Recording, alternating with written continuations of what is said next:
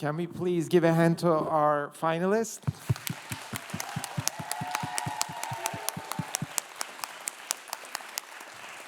Thank you and welcome. I'm Burak Çakmak, Dean of Fashion. I'm really looking forward to giving you a chance to see some of our most talented designers presenting today to share their ideas and thesis concepts. I'm sure you're going to enjoy it as much as we've done when they first presented to us. I'm not going to hold the stage too long. I just want to introduce first and foremost our program directors, Brandon McCartney and Neil Jilks. Thank you for supporting this and putting it together. So I'm just going to pass it on to you to say a few words and we can get started. Thanks so much, Burak. We really appreciate it. And thank you to everyone for coming out. I can't do this without my partner in crime, center stage. As Burak said, I'm Brendan McCarthy. I'm the co-director for the undergraduate program in fashion at Parsons. It's an incredible honor to welcome you here today to one of our most important events. This event honors the excellence in fashion, design, social innovation, technology that our students display here, and also that the incredible faculty at our school has worked so hard to endear in our students. So welcome to Parsons today. Welcome, obviously, to the students. Neil? Thank you. Yeah, indeed, welcome. I've got a clipboard, so I'm really important. Just makes me look busy. You're going to witness some incredible work this afternoon and some really incredible conversation. We are really very pleased to be able to open our doors up and allow the outside in, as these guys are just about to go inside out. So I'm just going to run down the line like a newscaster or something and get everyone just to say hi. Oh, my name is Joshua Mudgett. Hi, my name is Mianchen. I'm Jingo. I'm Rive. Hello everyone, my name is José Luis. I'm Lauren. My name is Q. I'm Cassadee Hirsch. Hi, I'm Sharon Cho. Hi, Joyce. Hi, Story here. Hey, I'm Talia. Hi, I'm Yayi. I'm Andrew. I'm Carolina. I'm Veronica. I'm Josefina. Hi, I'm Jay. Oh, and we do have another fantastic student with us who you'll be hearing from very shortly. Is he online? Yes. Oh, there he is. Say, hey, Conor. All right, and I also think, with such esteemed jurors and critics in the space, perhaps we just hand over the mic to you guys just to say hi, introduce yourselves just very quickly, and then we'll get going. So. Hey guys, proud to be here. My name is Rod Berg. I'm from VF Corporation, Director of Talent Acquisition for Design. Hello, everybody. My name is Maria Rosa Cutillo, and I am the Chief of the Strategic Partnerships Office at the United Nations Population Fund, which is the agency that deals with women empowerment and women's rights at the UN. Hello, I'm Shona Marshall, and I'm a curator and writer specializing in fashion. And my name is Rob Smith. I'm the founder of the Fluid Project, which is a retail concept not far from here. And good luck to everybody. Yeah, good luck. And also, I also want to mention we have some incredible supporters in the audience today, obviously friends, family, but very importantly, Julie Gilhart, the chair of this year's benefit and one of our members of the Board of Governors is here with us. And also really like to acknowledge and thank Kate Unger, our chair of the Board of Governors, a Parsons graduate and relentless supporter of Parsons.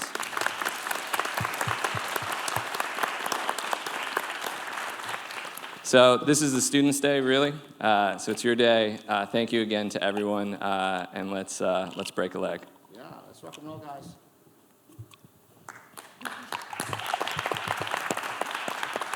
Hi, are you guys ready? I'm sorry, I couldn't hear if you guys are ready. Yeah, we're ready. Okay. Hi, my name is Conor Davis, and a brief background on me. The summer of 2014, I was heading into my senior year at Parsons.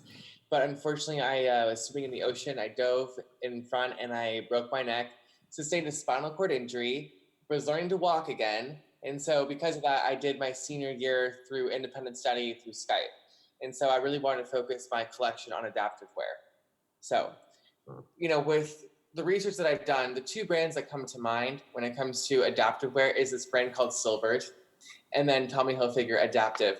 Both have good intentions and a good start. They use magnetic closures, they use Velcro when it comes to pockets and things that replace zippers. But as you can see, they both lack the fashion aesthetic. And so that was something I really wanted to touch upon in my collection.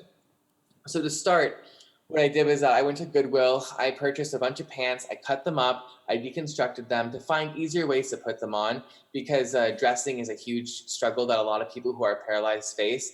And then on top of that, I wanted to find different ways to construct them. I wanted to get rid of flat felt seams, especially in pants like this with denim, because people like me, since we're sitting all the time in our wheelchairs, we're very prone to skin breakdown, and big seams and hardware like flat felt seams on denim can cause that. And so I really wanted to just redesign how pants were constructed, so I wouldn't have to worry about that when I'm sitting for long periods of time.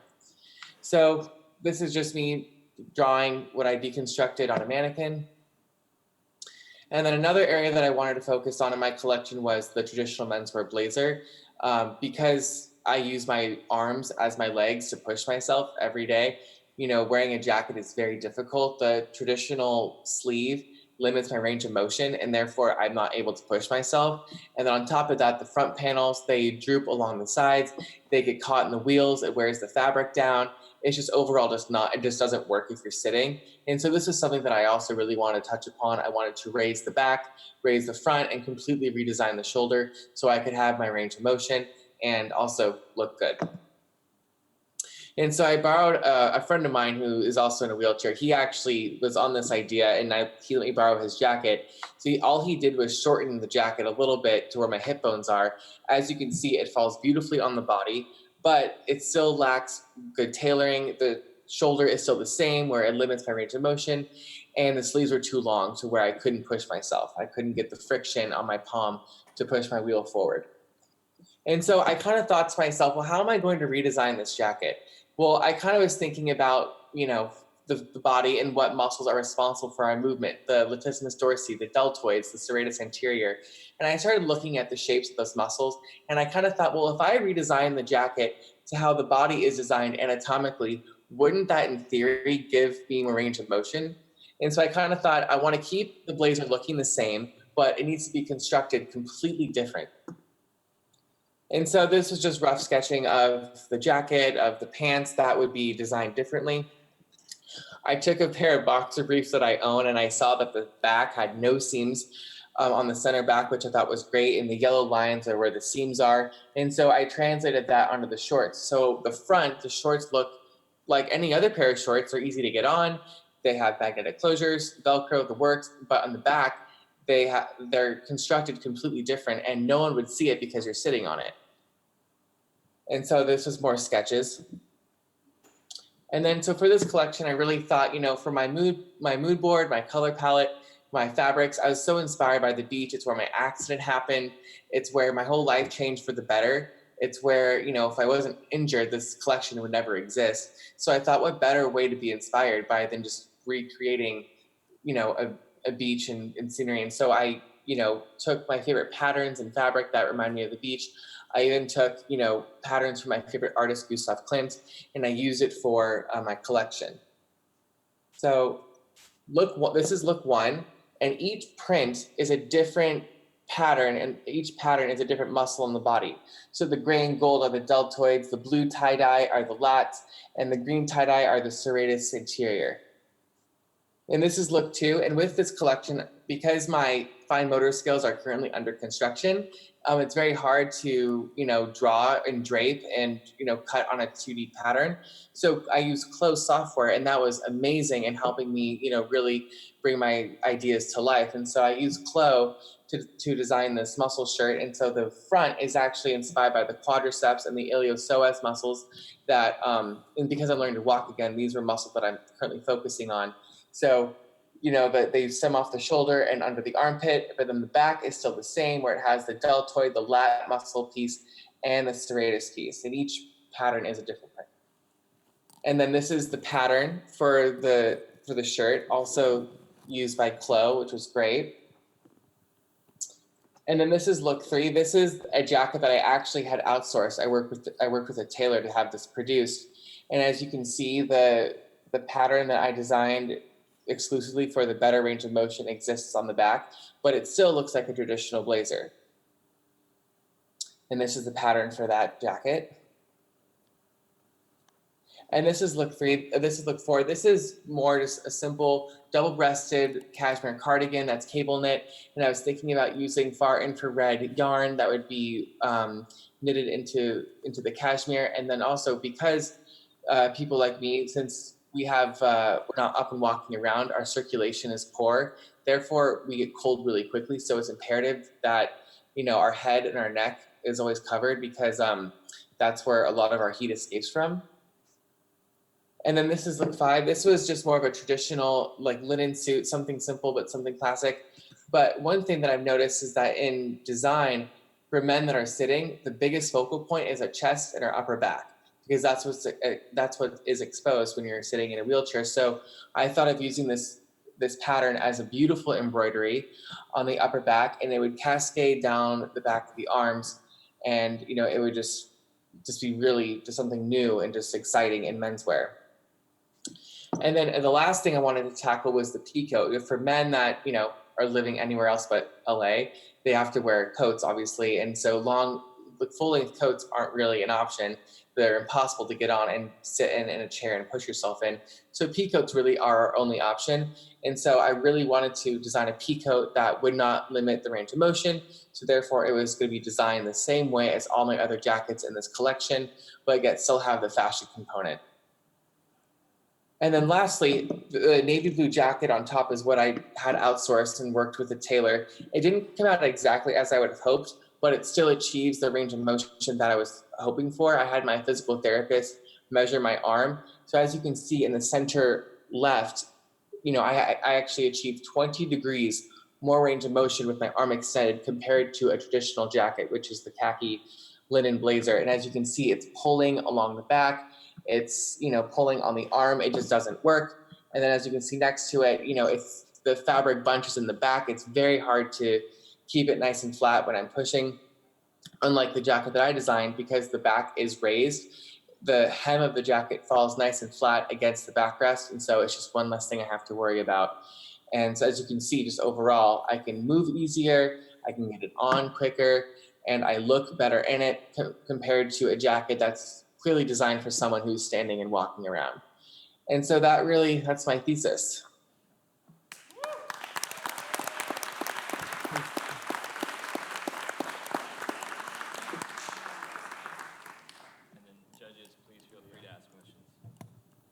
I mean, I'm just going to say, first of all, you have such a great attitude, and I love your perspective. I've been studying adults with disabilities. 26% of adults in the United States have a disability, some type of restriction, and you know, innovation comes in many ways, and this is one of my favorite ways to innovate clothing. I think it's really needed more and more. And I spent some time looking at Zappos Adaptive, and love the brands are doing this. Just, you're right, no one has done it with style, and it tends to be really clunky looking. So I think it's really well done, and I appreciate your perspective. I love it. Thank you so much. I don't have a question. Just those are just statements that I love it. So probably just to add that under the social UN perspective, this is a fresh view. It's something refreshing. This year is the year for disabilities. No? So it's very important to bring something new and very, let's say, impactful as an example. I think this is very interesting. I think what you just said, so the fact that very often these garments are just not attractive, as if they were meant to be like not pretty. So this is really, really an interesting message. Thank you for this. Thank you.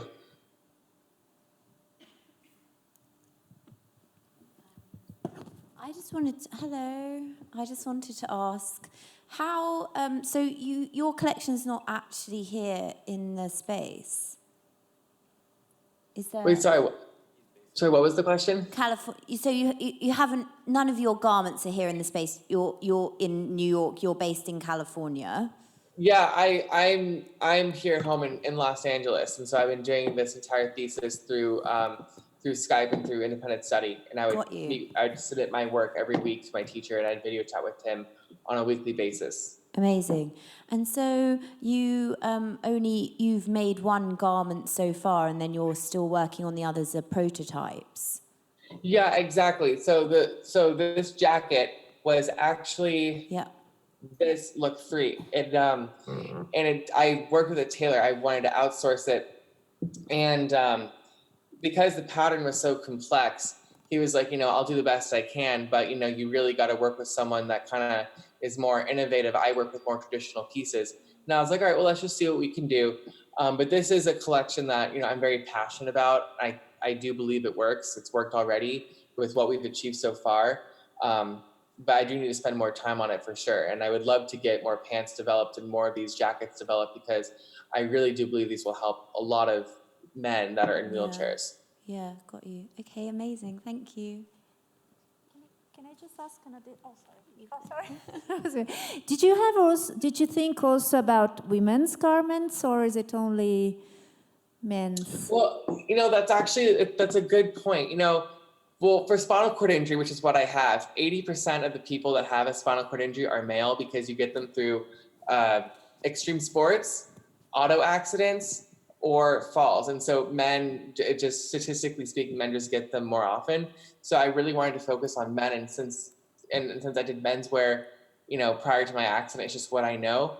And I would like to focus on women's wear, but I just don't really have the experience, and I don't really know the needs of women who are in wheelchairs. And I just feel like, say if I was to have this brand and launch it, I definitely would love to bring a woman who had a spinal cord injury, or just a disabled woman, on board, because she would know the needs better than me. It's kind of like I could be a maternity dress designer, but I probably wouldn't be a good one, because I will never know what it's like to be pregnant. So it's like, I don't really know what the needs are. I never will. So I really focus on menswear because I've lived it personally.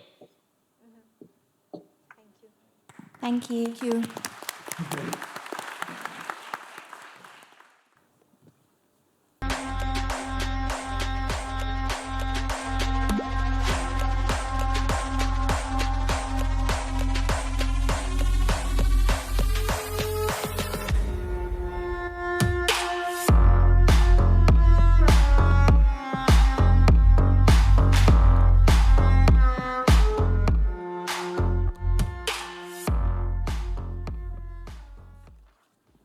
What if I told you the shirt I'm wearing and the shirt in the box in front of you have no designer, at least not in the way that we're used to?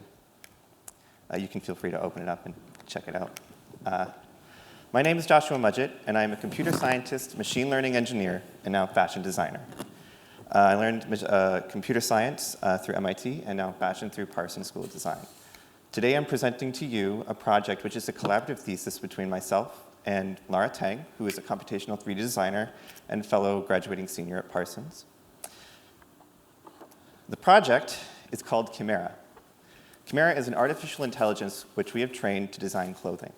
It's a 3D variational autoencoder generative adversarial network, which is a lot of big, fancy words for an intelligent machine which has been trained on 3D models which can be unwrapped into the exact 2D flat pattern used to cut and sew the garment. So this type of AI training is absolutely unprecedented within the AI community and the fashion community, because it fundamentally requires education in computer science and fashion design and 3D. So for my thesis, I teamed up with Lara to turn this AI tool, which I'd been using for quite some time, and we turned it into a service where every user can have a garment not just custom fit, but also custom designed, according to what they love and what they find beautiful and what they want to wear. This service takes the form of an iPhone app. It's something comfortable and familiar to us all. The way that you interact with it, you don't feel like you're interacting with machine learning. You feel like you're having a conversation. You tell it what kind of clothes you like, what you find beautiful, what you do, where you live, where you work, whatever you want. And it uses that combined with aesthetic images, and you show it images of things that you find beautiful, and it creates clothes for you around what you find beautiful.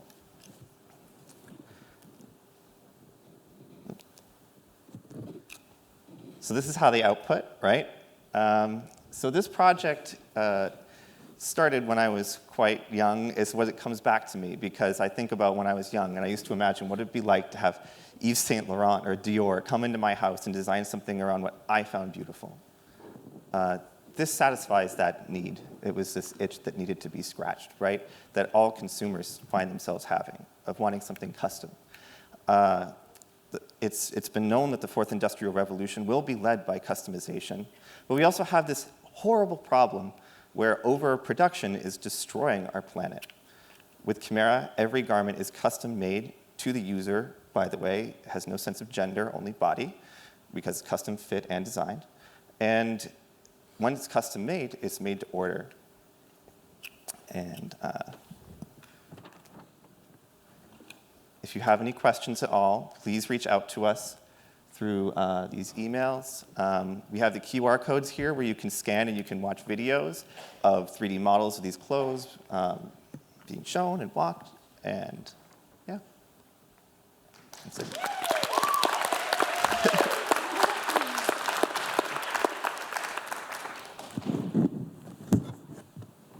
Ask a question. How is this received by your fellow students who are designers? How do they feel about this? I mean, it's usually, they're pretty excited about it. Cool. I think we've never seen anything like it before, for sure. Wonderful. Most impressive. What's the timeline to actually make a product? So the products that we have there, like that shirt, took about a day and a half. Mm-hmm. Because when we export the garment, it comes straight out as the pattern, ready to sew. So about 2 days, and then shipping probably about a week to get the garment. Awesome. And is the application, is it up and rolling, or is it still a prototype? Does it actually function? So the app is working, and the AI has been designed. It works. We're launching it officially in probably about a month. We're planning to launch. And do you put your body measurements in yourself, or does it scan your body? Right now, we're using body measurements because 3D scan the technology just isn't there yet. Right. I mean, there's a few weird things about body scan that don't quite fit in with what we're doing. Like, first of all, it's ugly. Like, nobody wants to see their 3D scan. They always look bad. But it's, yeah, right. We find a series of measurements works better, and we even, on the apps, they, learn how to measure yourself. I'm, intrigued by the design limitations, because it is a specific style of clothing, if you know what I mean. So how do you see those parameters growing, or because even though you're saying, you can customize it within reason. Do you see what I mean? My work before this app really because there's these things called sliders with them, and really let it go, and it can go crazy. We have things that I've done in the past where it's quite comprehensive. It's just the amount of care and time you want to put into it. Right now, you're right. It's it requires more and more training, and the more it's used, the better it'll be designing. Mm. But it has a full understanding of how patterns work, which was the hardest thing to really teach. But have you heard of the London-based, I don't know what you call them, company they were called Knittan, and I think they changed to called Unmade or something.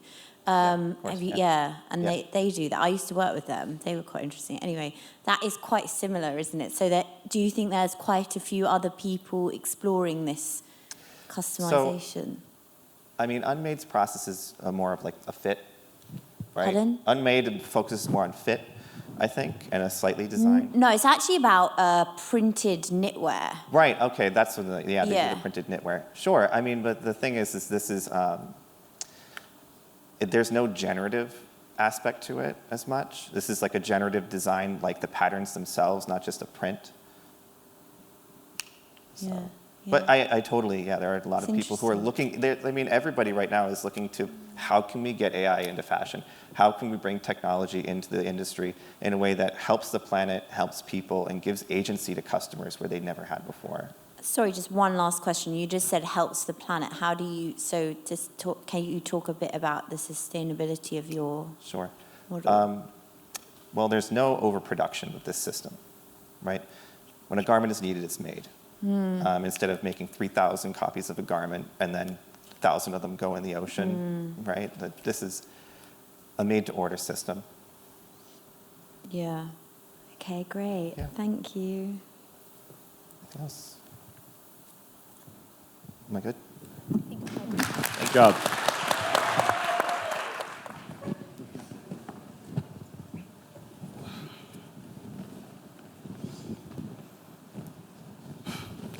Hi everyone, my name is Chen.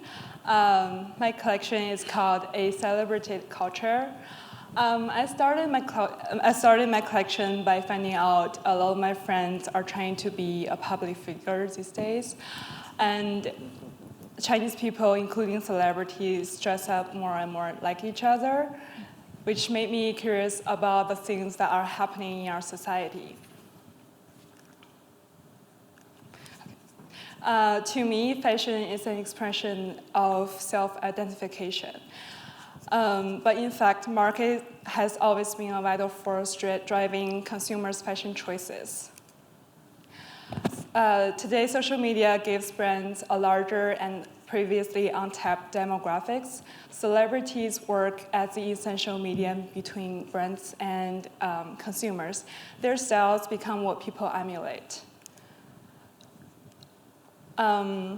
Without social media, we enable everyone to speak their own voices and express their own styles. Instead, it has fastened the process of homogenization. While this is not a problem exclusive to one certain country, I chose China as my main topic because according to the industry report, China will take 70% of the luxury market in the future. And its online shopping growing at a rate close to 20%. Alibaba, who operates Taobao, consistently occupies the top e-commerce market share in China over the years, reaching 58% last year.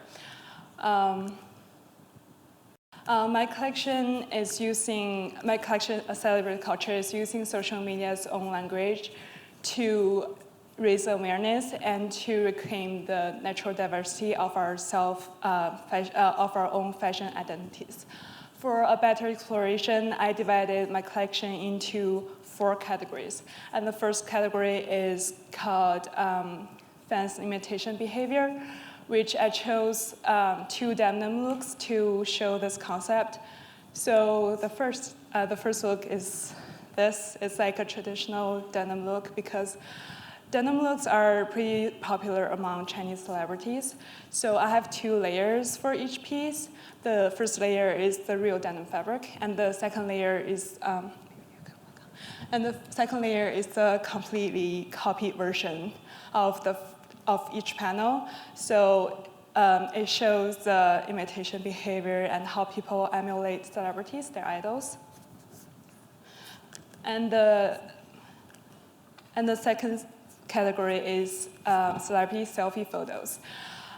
In China, celebrities like to take selfies photos, but their filter is very strong. It wettens and smooths their skins. Also, when they take photos, there's like a 55-degree angle, so you only see parts of the garment. Also, one side is going to be like a lot bigger than the other side. So I did this blazer with one side very oversized and the other side very fitted. And to show the filter effect and screen, I also pressed vinyl on top of the right side, which you can see you can only see from the selfie photos. So it has like a smooth texture after that. And the third category is the social events, such as magazine photo shoot and film openings. So when celebrities go to these scenes, they're not wearing the stuff they really like. They're put on the clothes by companies or stylists. So it's now their design. Somebody designed for them. So I did 2 looks. So I'm wearing one. So I did 2 looks with different styles. So this look is one side is more relaxed and time. And the other side is more like a serious suiting style.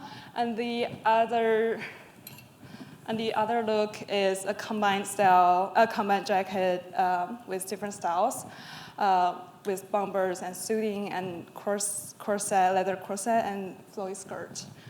The last category is the Taobao, the most famous online shopping website in China. So I bought many already made garments and shoes to combine, to deconstruct them and then put them together again. So all these garments are already made when I got them. It's just like a combined style of different already made garments. So we'll go to the judges because of time, please.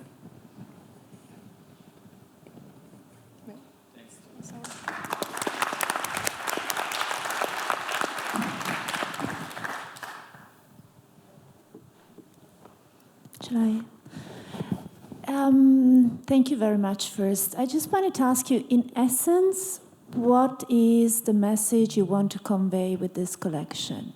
So I want to bring some attention to this phenomenon that's like happening around us, because I don't feel like, especially Chinese people, they dress up according to their idols, but I don't think they are aware of that. So I want to use this collection to bring their awareness to this problem, to help them find who they really are.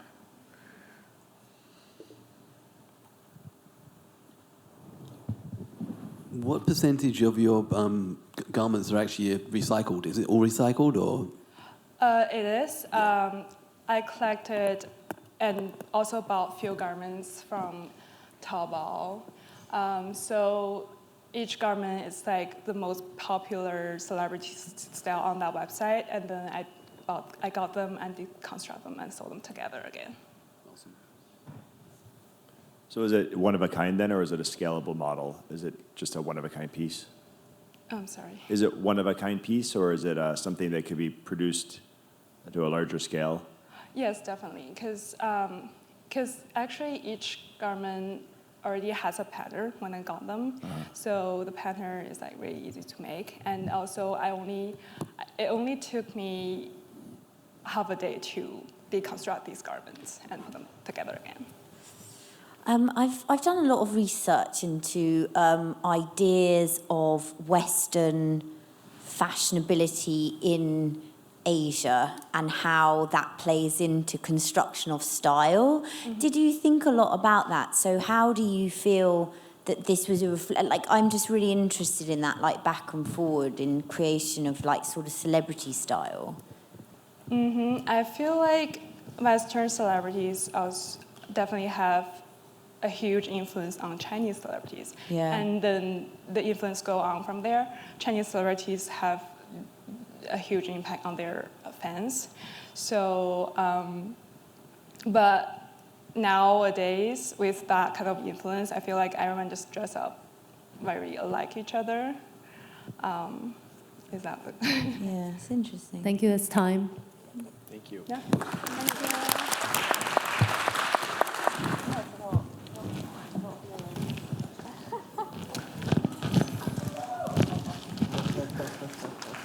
It's over. Okay. Hello guys. My name is Jingo, and I also go by Shijie. So my thesis collection is about afterlife fashion, because when you think of fashion industry, you only think about living people, right? But I think dead people also deserve a chance to be fabulous. And we deserve better than a cold cassette and a bunch of faking, crying friends, right? Like, I know Linda right there is gonna fake cry at my funeral. So, next. There are a lot of problems inside of modern funeral system. Like, a lot of transgender people are misgendered because there's no law to protect queer people after they die. So their family members are gonna dress them up. So they don't have a choice to decide how they're gonna dress up as they wish. And I got inspired by the ballroom culture. It's like when people were living under the fear of death and disease, people didn't give up. A lot of people decided to have like a more celebratory funeral instead of a negative funeral to encourage people to live on. And this is my first piece. Can you guys get closer, get cozy? Yeah. Okay. So this is my co-burial bag for gay couples. So I think queer people have been building up families beyond the blood relation, right? So I think you should have the power to choose who you're gonna die with, whether it's your friend, your family, or even your enemy. You can have the power to say, I'm gonna die with this person forever. So, and I got inspired, my makeup is inspired by a really important queer Beijing opera movie, and the characters eventually died together. And my fabric is inspired by traditional Chinese burial fabric, which means good luck, but in your next life. Okay. And if you really think about the connection between queer theory and death theory, I think you're gonna be shocked. Like, I think life is like gender. Like, we are halfly dead, we're partially dead. Like, I think I'm partially dead, and so do you. And because LGBT people in China are being killed by the media because the censorship is real. The social condition is really unfriendly, especially where I'm from. It's like a small town on the border of Mongolia, Russia, and China. That's why every time I go back home, I have to pretend to be straight and speak like a bro. And all of my relatives are gonna be asking me questions about my sex life with my girlfriends. I feel like they're sucking away my life. So I feel like at that time, I'm partially dead. I'm like not fully me. And if you really think the connection, even after you die, the things you have said and the word you have said can also live on. So nobody is truly dead, if you think that way. And I'm also, so I want to create like a more four-dimensional fashion experience that connects dead and alive. So like this piece. So I design pieces you can drink, you can eat. And this piece is meant to be for your feet. So I like my feet tender and soft. That's why I designed this piece. So you can really feel comfortable with your shoes.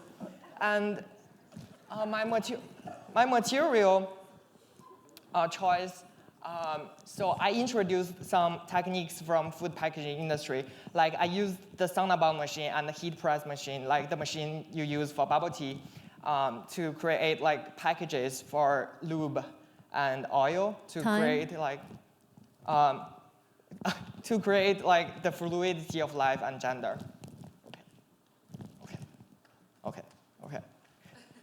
Okay.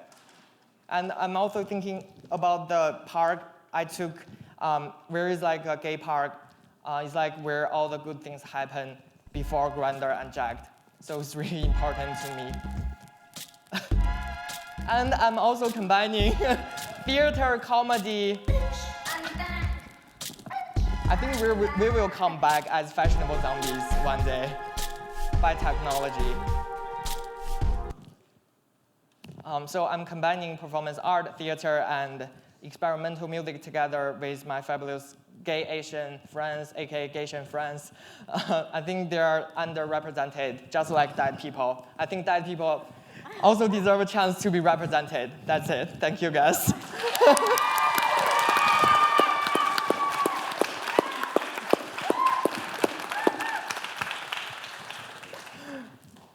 Thank you. That's pretty unique to say the least. What is your inspiration? Where did this idea, germinate? Where did it grow? I just think like that people also deserve to be fabulous. A lot of queer people don't have the power to choose to how they are gonna say goodbye to their friends, and it's really important because this is the last party you're gonna have, right? You wanna say goodbye to your friends in your most fabulous, outrageous outfit to say goodbye to them. So I just wanna create this kind of positive vibe to the funerals. Yeah. Awesome. One more quick question. What is the liquid you're wearing? What is in your jacket? This is lube, oil, and water, and I dyed the water, so it's really colorful. Yeah. Can I ask you a question? No, go ahead. Oh, thank you. Well, first of all, congratulations. This is amazing and very bold. And reminds me a little bit of what the Romans, the Etruscans, when they buried, they were actually wishing a better life after death. So going back to his question at the beginning, so your inspiration is just for the last party, let's say. It's not to wish something after. It's also about like good luck in your next life. It also puts like hope to the future, because I think future technology can bring us back. Think about like the doctors who are doing amazing work. I think we can come back from the underground. One day, maybe, we can all be alive forever. Thank you. No, I love the whole concept. Obviously, it resonates with what I'm doing, what we're doing at Fluid. Literally, like, you know, when you're literally ordering fluids, you know. I want you to come hang out at the place, the store. These look like two different collections to me. Do you see them all showing up together at one time, like this side and then this side over here? Yeah. Yep, okay. Yeah. That's going to be hard to walk down the street in, but it'd be fun anyway. So I'm inspired by some Beijing opera silhouettes also, because there is like a special character in Beijing opera that is a female character that is played by a male person. So this is like a gender. It looks great. Yeah. You look great. Okay, thank you. Time. Thank you. Thank you. Very much.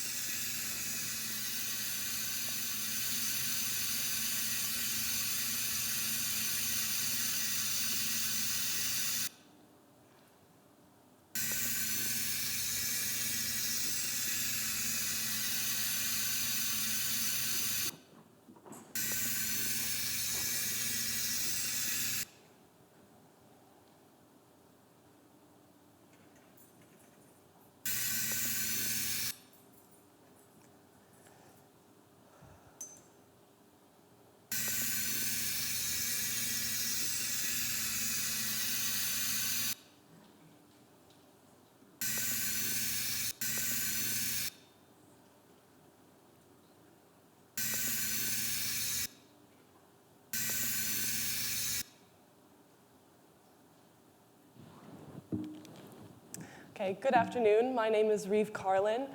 This process started for me back in August when I was walking a lot in the city. I was doing 6 to 7 mile walks, reading situationist material about the idea of the creation of a spectacle and the creation of imagery.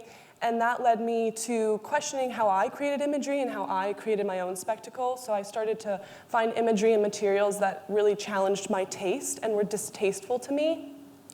From that moment, I started to take what I really didn't like, and I wanted to find a resolution through textiles and new materials to challenge how I saw my own aesthetic. And that involved really evaluating what I'd collected as like this magpie throughout the semester, and bonding it and taking it apart and identifying what I didn't like and really trying to find a way to palette what I was looking at. And then taking that materiality into a garment and creating my own spectacle. So whether it was how I was interacting with the material, putting it on the fit model, putting it on myself, I was really trying to challenge the definitions I had for this material and trying to change how I thought of it and change how I paleted it and consumed it. So as I was doing that process, I started to see that I was taking light materials and heavy materials and through a process of bonding and sewing, changing the sculpturalness of it and changing, light silk to something that was very heavy, and that changed how I saw what it was. In the knitwear, if it was, a hand-spun wool from my hometown in New Hampshire, I was contrasting that with Lorex or dead stock viscose that I'd collected over time. Really trying to find that moment where I could consume and identify the material and like what I was making out of distaste and making it tasteful. I see this process now going forward as a way to interact with others and collaborate with others, because I find that questioning your own taste is going to allow you to understand others and to be able to create more visual language and more spectacles with the collaborators in my future and our future. And going forward, I think that this process that I've come up with, this new materiality, can be utilized through many different forms of design and many different forms of fashion design, because I'm focusing on finding a freedom that we can all connect to. Thank you.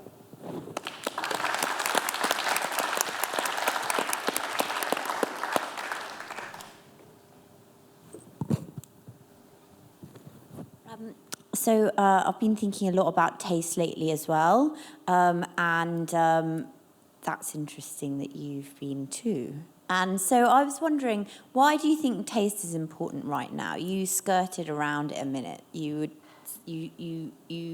nearly said something. Why do you think we are in a moment now where taste is interesting? Well, for me personally, the future is about collaboration. I've come out of a collaboration with a fellow classmate in a different project, and I found that what we really clashed on was how we saw materials, how we saw our own aesthetics.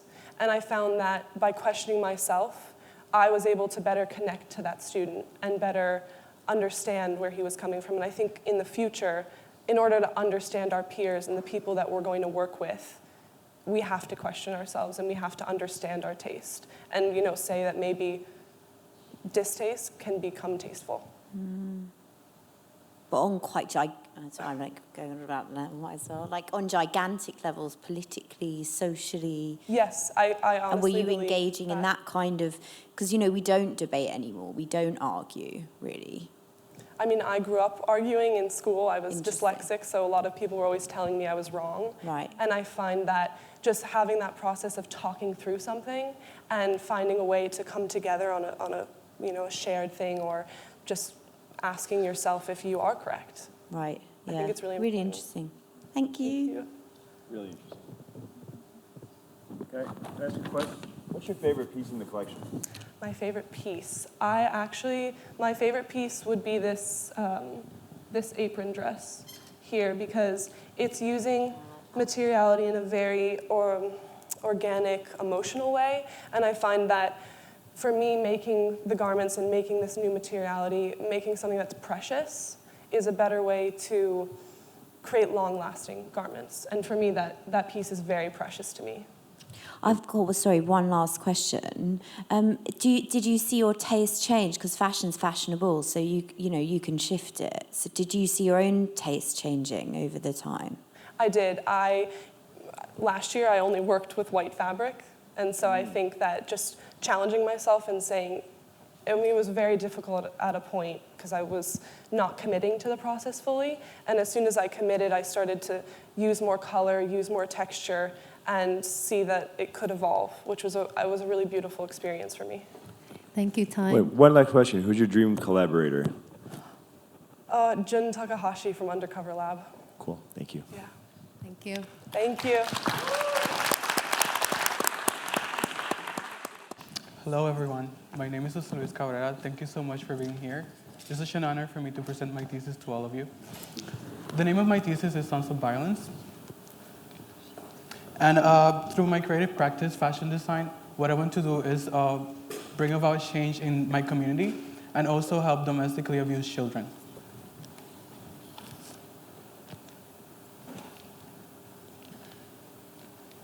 It's not working. Okay. So this collection reflects on the machismo culture of the Dominican Republic, and this machismo culture has been in place in my country since military leader Trujillo and dictator was in power for over 33 years. When we speak about domestic violence, we often focus on men and women, and we disregard the silent victims of this issue, which are children. In order for me to explore domestic violence in children, I did it through 4 different stages. Stage 1 was the aggressor, and for stage 1, I focused on Rafael Leonidas Trujillo, the Dominican dictator. And what I did with him was use his military details in the clothing that he wore as a sign of violence.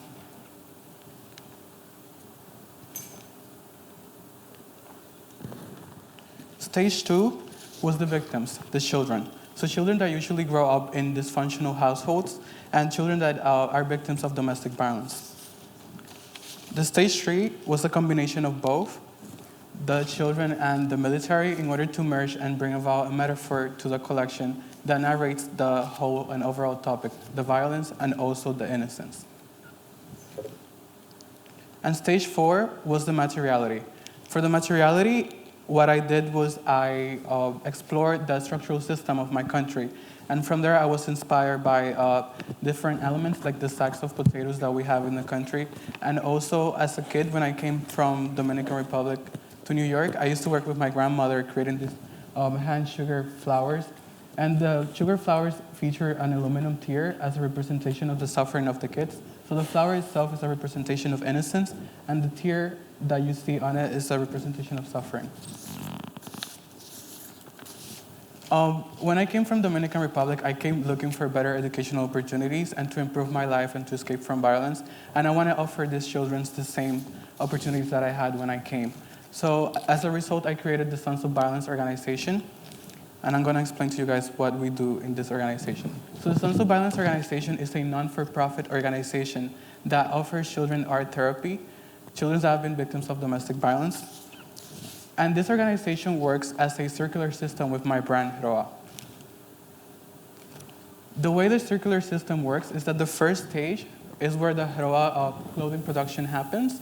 The second stage is where the muslins and scraps left over from the yardage and production by my collection, we collected and we deliver them in the third stage to the organizations that we partner with, such as Maestro Cares and the Sons of Violence organization that I created. In the stage number 4 is where the children get to interact with our therapists and create using the fabrics and scraps that we have delivered to them. In this stage, which is number 4, their mothers have a point of intervention. And what they do is that from the paintings and everything the children have created on the leftover yardage, they're able to create garments such as this one here, which are extremely simple. They're extremely simple and easy to sew. This is my way of helping them have an economic independence that they don't have at this point in the Dominican Republic. And after that, the 5th stage, we'll be delivering those garments to my store here in New York, and the money that we collect from that, those clothing is going to go back right into the circular system to keep running it.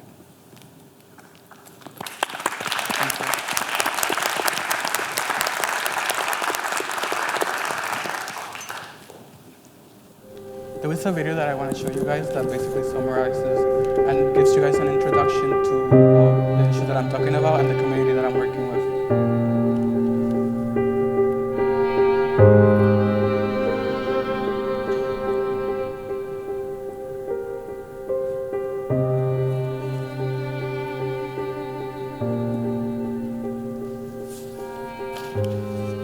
Okay, out of time, I think we'll ask the judges for questions while your video's playing.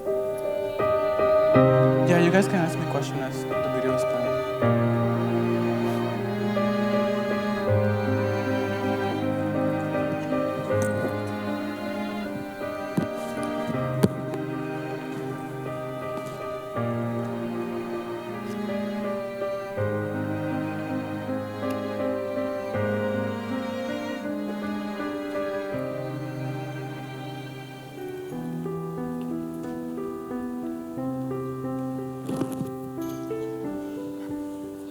That was most impressive.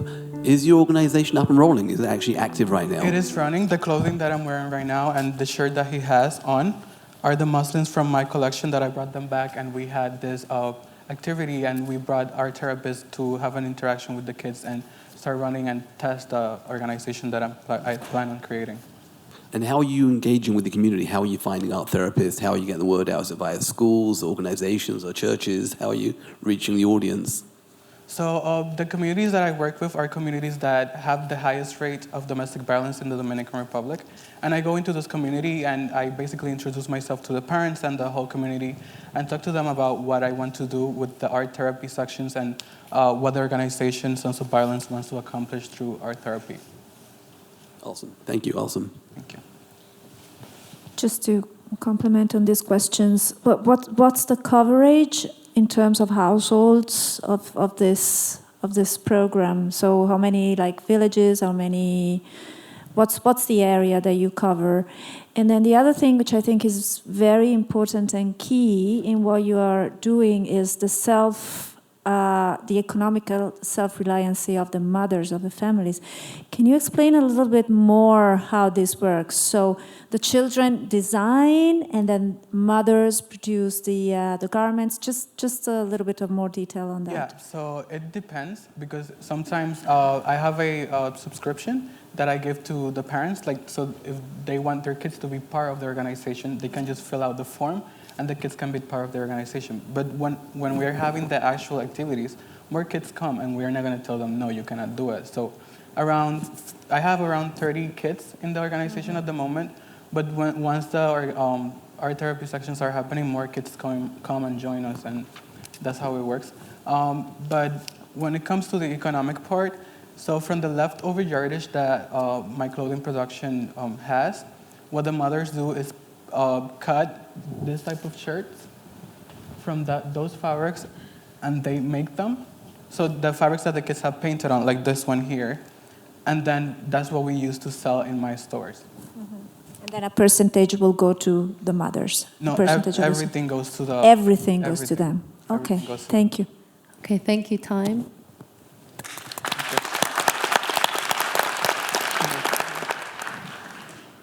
Hello, everyone. My name is Lauren Frauenschuh, and for the next few minutes, I'm going to present to you my thesis project, which is called Wasser.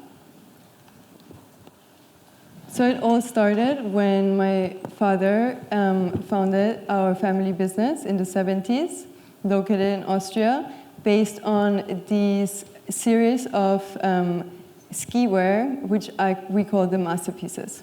So these masterpieces were created from the 90s all the way till today using unconventional ski materials and produced locally. They're the reason why, or they provided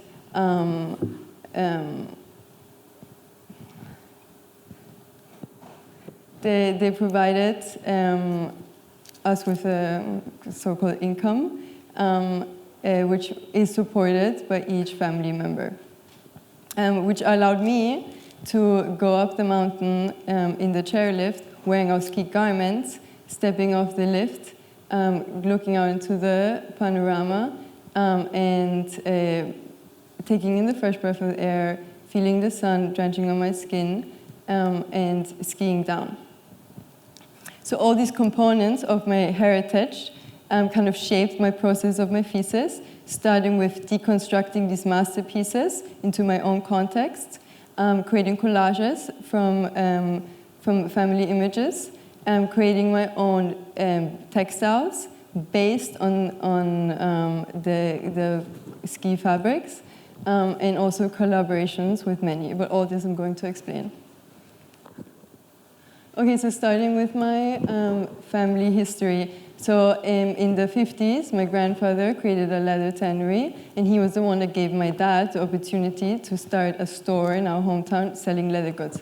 He then transformed it into a fashion boutique and started designing one item after the other. Kind of everyone in the family is involved, like my aunt selling in the store, my mother doing the knitwear and the accessories, and my siblings and I are also helping out. The next process was kind of early on in my thesis, doing collages, which is kind of a process that I kept throughout the whole time here, which is this process of taking the resources that are available to me, in this case, images that are found from my dad's archive and taken in my hometown, and constructing my own reality from them. And then these are the masterpieces that I'm so heavily inspired by, like the fleece jacket, which is a combination between the Dirndl folkwear and a scuba diving suit, the ski jacket, which is hugging the feminine body, and the ski pant. So I started the process of actually constructing these masterpieces, therefore understanding the heritage and then deconstructing them. And then the next step was using the textiles. So all the fabrics and the yarns that I've used for this whole process were leftover materials from my dad's last collection. And I started developing my own knits, and then bonding these knits to my dad's fabrics, which is kind of like combining my own identity, which is so ingrained in these knits, with my dad's identity, which is in the fabrics. And then for some of them, I coated it with silicone to give a waterproof finish, which you can see like this. Okay, time. Thank you. This is the process. Then as collaboration was such a big theme in this kind of like bubble that I grew up in Austria, when coming to New York, I was constantly trying to seek out people that I can collaborate with and like exchange ideas with. So this art film called Wasser was created through collaboration with filmmakers, musicians, poets, and it tells a story about two characters who are essentially both me, growing up being in the mountains and also in the city, and then uniting at sea because like the water brings everything together. And actually, I have like these poems that you can have each. I'm sorry, but time is up. If we can have some time for the judges. Thank you. Yeah, so we are. This is horrifying. It's horrifying? You did great.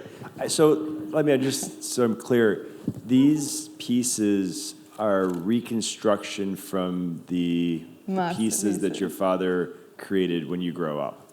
Yes. So are they little recreations, or are they pieces and then we see together? Yeah, I mean, the whole concept just blows my mind, that the visualization of you and your father coming together in this way is beautiful. Thank you. Profound. Yeah, so these masterpieces were kind of created around the time I was born, actually. And the process was actually like creating them and then taking them apart, and through that creating these garments. So from the actual patterns, like creating new garments.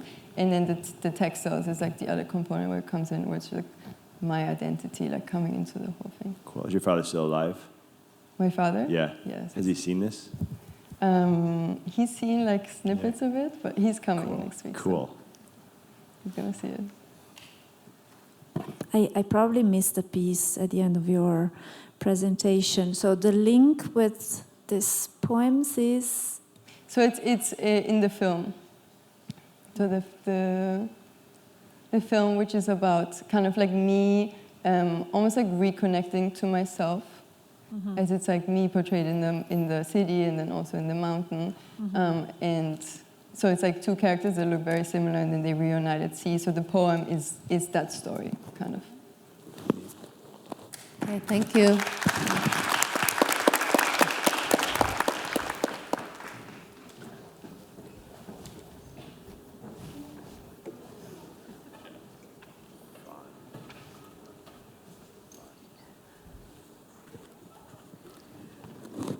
So hi, my name is Q, and the name of my collection is Shanghai Plastic Love Story, as you can see. So the initial inspiration from this collection is from my grandma, who keep asking me to bring a boyfriend home based on her list of requirements of an ideal husband she thinks I should have. I was very annoyed at first, then I got a little bit interested, and I'm starting to research on it, and here we go, this collection. And wedding in China today has turned into actually a form of presentation, very meaningless and artificial. It's combined by both Western and traditional criteria that the merchants want to, like, in order to attract customers and to gain actual like economic interest. And they have all these kind of level of combos, like you do in like a fast food restaurant. To have those, like you choose this combo representing the level of your love. Does that mean like how much you love each other? Or does that mean the security of a marriage? That's my initial question to this thesis. So I started my research process starting with dating, wedding consumption, and the actual wedding ceremony. So first of all, from dating, I researched on all these like profile pictures and like how do one represent oneself on dating apps. So like swipe right, swipe left to represent your interests to one another. So all these like cheesy smile, like sunglasses and fancy logos show on all these images. And it's actually a promotion for an individual to like put yourself on the market. Therefore, I researched on the famous Shanghai marriage market, where all the parents have the like advertisements of their kids and put it on the park, a public park, and to looking for a match for their kids. So in Chinese culture, like parents get involved a lot between the marriage of like two individuals. So even in like Chinese dating shows, those like moms, they started fighting for those like kids on the stage, and the kids are actually on like backstage. So these two silhouettes are created for this like theme of like showing off and advertising. So this one, he's like the silhouette is inspired by like car holder. So he's like a car holder man. So he's rich and have all these like credit cards. And another look is the advertisement woman with all the logos and the prints. So this silhouette is inspired by the Starbucks cup. So from the cheap elements to like high silhouettes.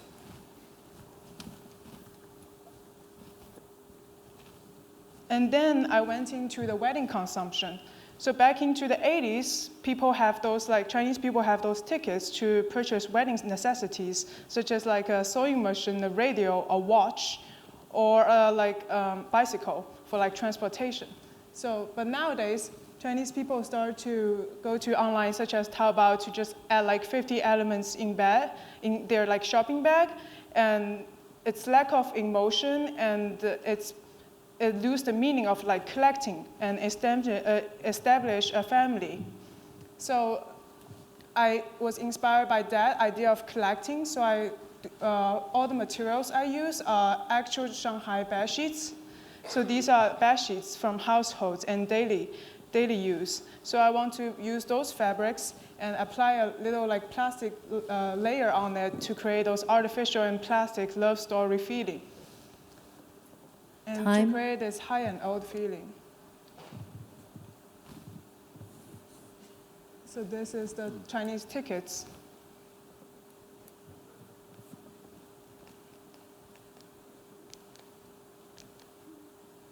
And lastly, I went into wedding ceremony. So the most important thing to do is to break the gender boundary for me, that the bride is in white and the groom is supposed to be in black. So my question is whether it is necessary for like same-sex marriage couples in China to dress in those traditional stereotyped like wedding gowns. So I know a lot of people doing like genderless outfits, but no one actually focus on like wedding. I think it's very specific on gender.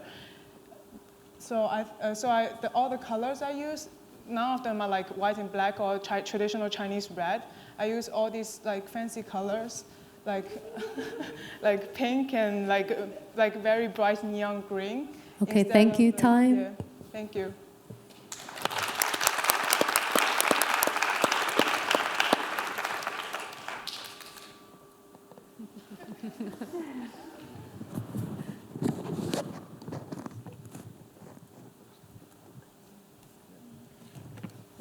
Well, first of all, I love it. I mean, it speaks to a lot socially. I think it's a lot of fun. I think sometimes fashion is way too serious, and you had a lot of fun in this.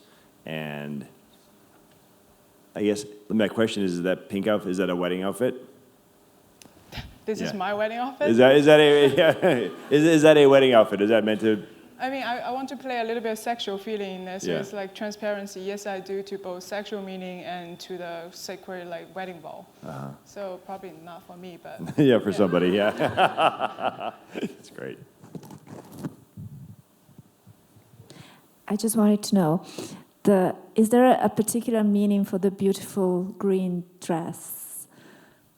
this I find this. No, the turquoise. Oh, this yes. one. It's as you can see, it's a transparency. It's for the theme for wedding ceremony. So it's this guy that's wearing this. So like, it says like very slogan words like "marry me" and "love me" and things like that. So it's just a play for like I want to play with gender. So the lady is wearing like a man's shorts and the guy is wearing a transparent like long wedding gown. And you said that you use sheets, bed sheets. Bed sheets, yes. So what are they? Is that the cotton? Yeah, all the stripe fabrics is bed sheets. So the blue stripe, the pink stripes? Pink and green. And then anything else on there? And orange, and yeah. So did you had someone send them from China to you? Yes. And someone had used them? Yeah. Cool. Okay. No, I'm into that. I'm like, Yeah, it's not like. judging. Thank you. Okay, thank you. Really?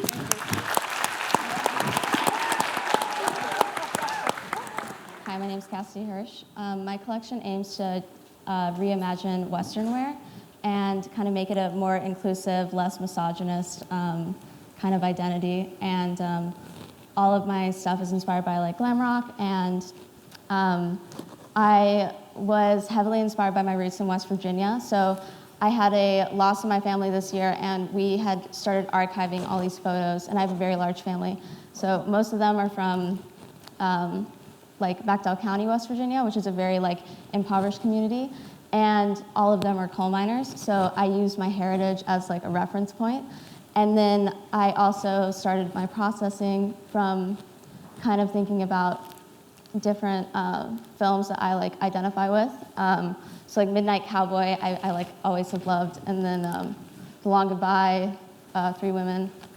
And so each of the garments are kind of inspired by different films, and by referencing like the vintage kind of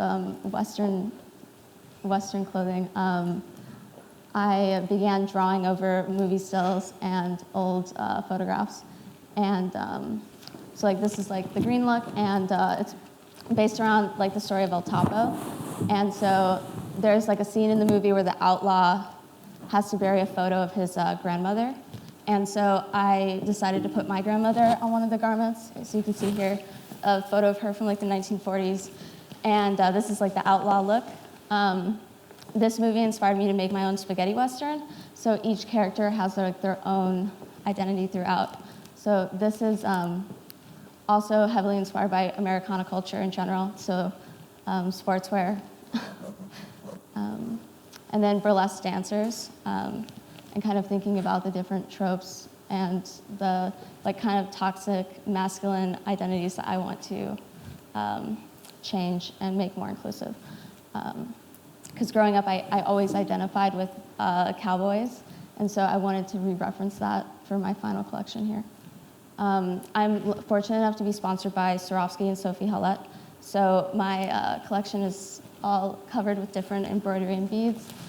I have different swatches that inspire this throughout. So this is like my coal miner bounty hunter look that then, this is like the men's look. So they're all just referencing films, as you can see. You want to go to the next? But yeah, my lookbook is mainly inspired by Americana and glam rock and just kind of changing the identity. So this one is the barmaid look, and it's a corseted blazer, and yeah, the sheriff. Yeah. Oh, and then my last outcome, if you go back, is cowboy boots. So each model has like a different pair of boots on. They're all embroidered with my drawings and design ideas. And then I have the cowboy hat purses. And if you can model this one, it's both wearable and also on the head and also wearable as a bag. So.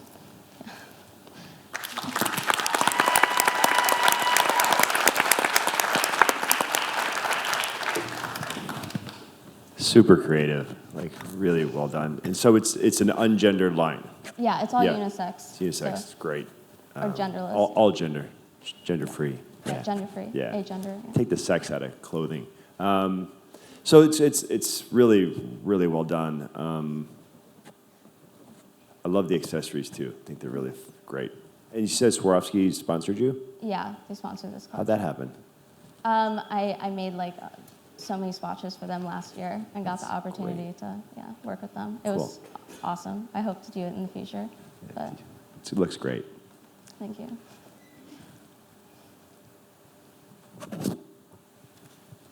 No questions. This is a really stylish piece. I love the movie inspiration. You have a really cool story and really kind of comes to life in a really exciting way. So it's great you tap into history and your family and it all comes together in this unique way. So kudos. Thank you. I think something that's really funny is like we've seen a lot of collections inspired by Eastern culture, this would sell really well. I think over in China and Korea, it would do really well in Japan. It'd be really fun. I like kind of campier styles. Me too. Yeah. Thank Good you. job.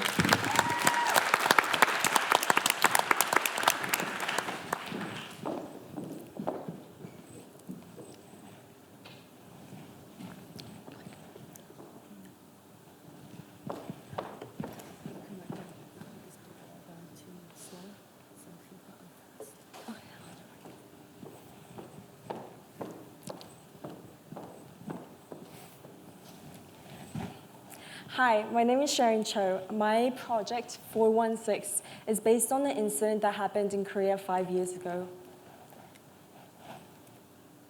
So on April 16, 2014, a giant ferry that was headed towards Jeju Island started sinking, and 304 people lost their lives.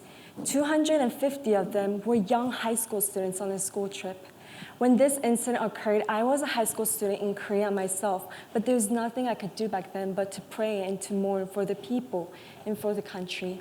And when I became a senior at Parsons, I knew that this was my chance to do something about this incident, my chance to use fashion as a tool to help raise awareness and to pay tribute to the 304 people that lost their lives.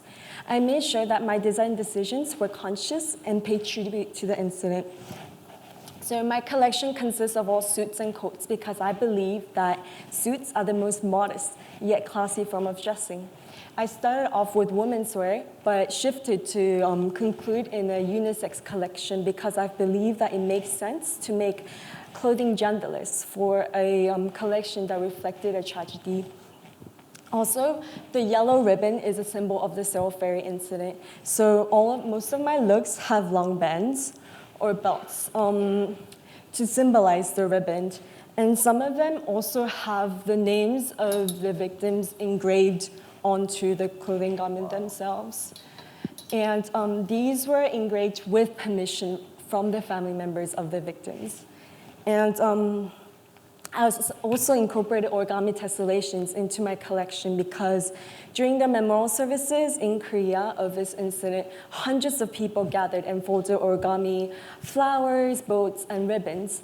And so I incorporate origami tessellations. And the unique thing about origami tessellations is that numerous folds and creases have to be folded beforehand in order for the tessellation to fold itself.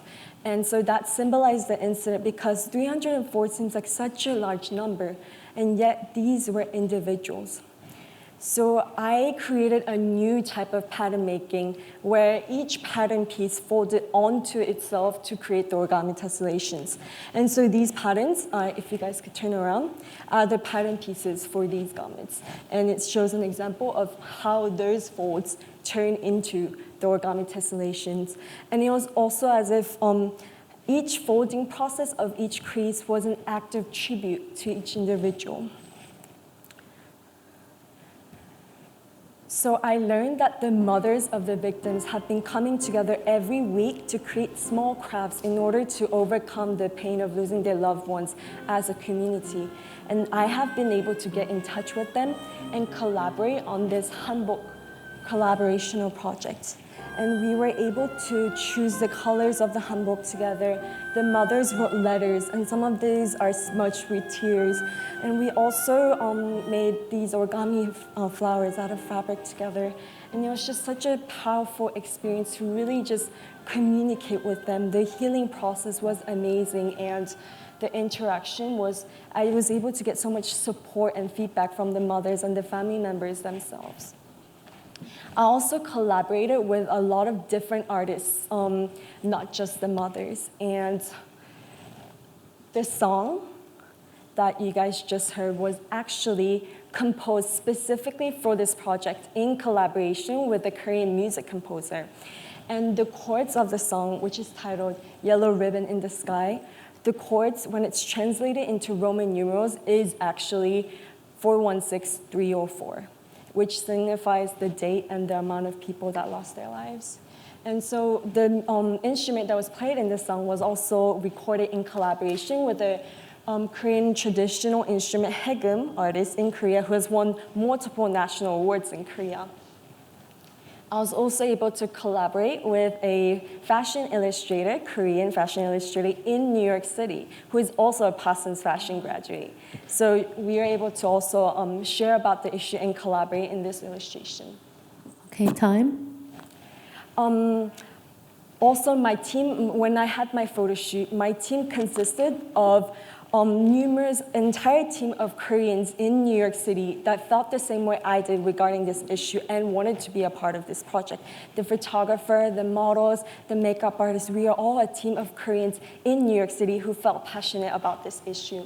And this is what 416 is about. It's about the healing process, the conversations, the coming together of people who felt the need to do something about such tragedies. And I know sometimes it seems like certain issues or incidents are too sensitive or too painful to address or express. But I believe that it is these issues and incidents that need to be expressed and voiced, because it is not about the blame, it is not about the critique, it is about the healing, the community, the overcoming, and the love. There are so many incidents all around the world, just like the Sewol ferry incident, where I believe fashion could be used as such a great tool to create awareness, trigger healing and loving processes, and ultimately bring positivity upon this world. Thank you.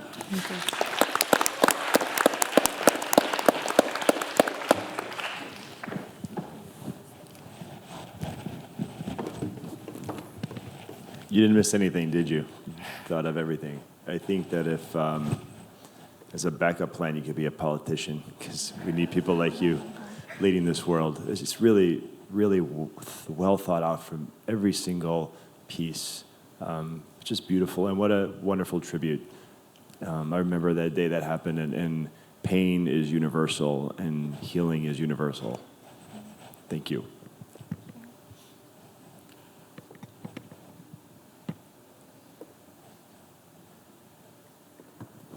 I'm intrigued by how you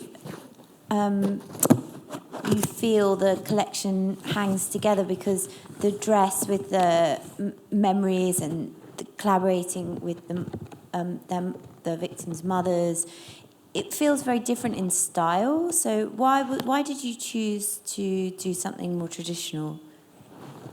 Because I also wanted to create awareness. Although this was about healing, it was also about sharing. And I wanted to bring a component of that this happened in Korea, something like this happened in Korea, in a not so abrasive or political way. It was just, I felt like Korean traditional dress was a great way to really introduce what happened in Korea along with the mothers. Yeah. Beautiful. Okay, thank you.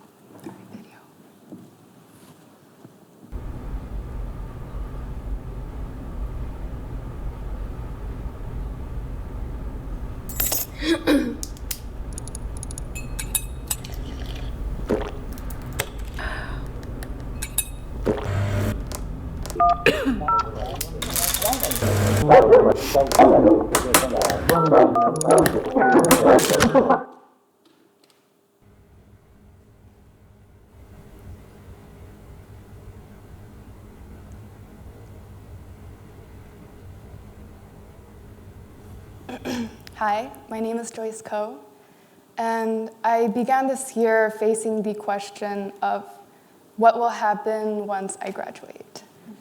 And it unearthed this underlying fear of falling deep into the humdrum 9-to-5 work life. So it began with this journal excerpt. I imagined my life quickly falling into a single grave beat.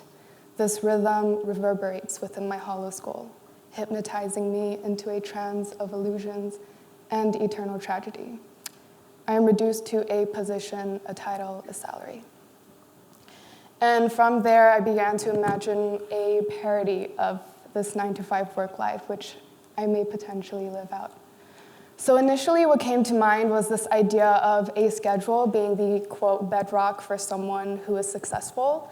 And I began to compose my own schedule of a working life.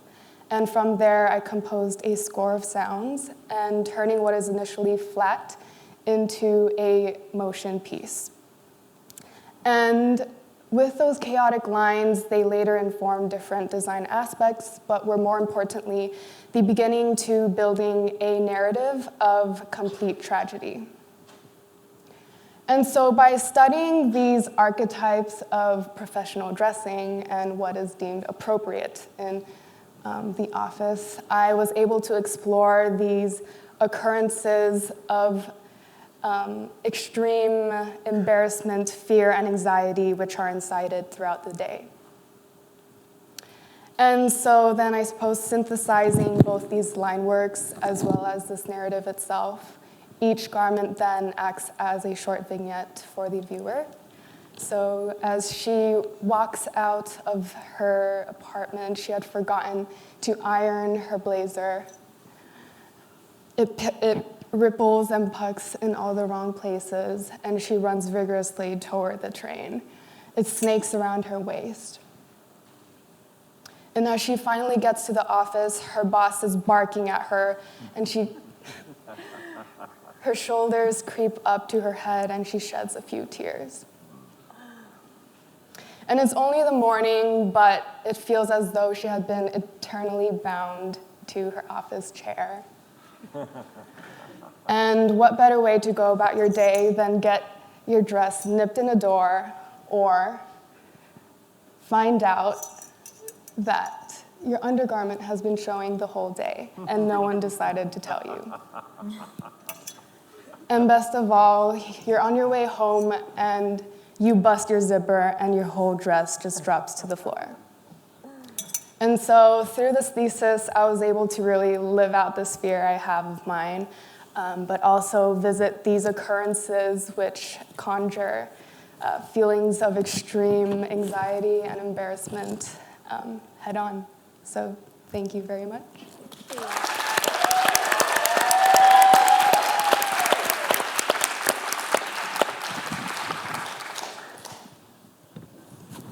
Should I?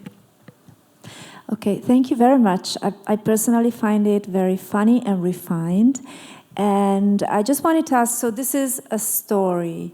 Did you compose other stories, or this is the first?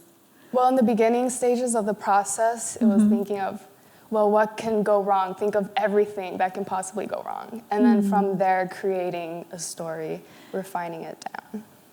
And perhaps a future story might be what can positively go well. Or only, no, my question is this like the red thread of your compositions, let's say, the negative side, or is there room for positive? Well, as a designer, I approach everything I work on with this tinge of humor. So I think really going head on with my fear with the humor, yes, in a sense it became the red thread. Thank you. I'm really into that bag. What is that bag made of? Is it like tight material, like tights? Right. So for my accessories too, I wanted to use the same process of tragedy. So it's the idea of your bag holding your most personal belongings, and you fall, and everything just falls to the floor. I love how visible it is too. Yeah, you can see the Xanax and condoms and cigarettes. Yeah.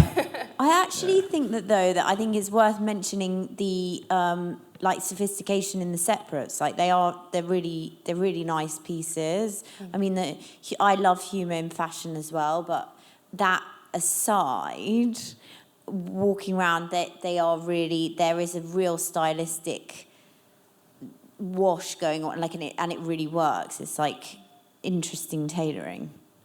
I agree that blazer, if you see it up close, is spectacular. Yeah, I really like the thing when your zip busts, that dress skirt. Beautiful. We're really well done. Very thoughtful. Okay, thank you.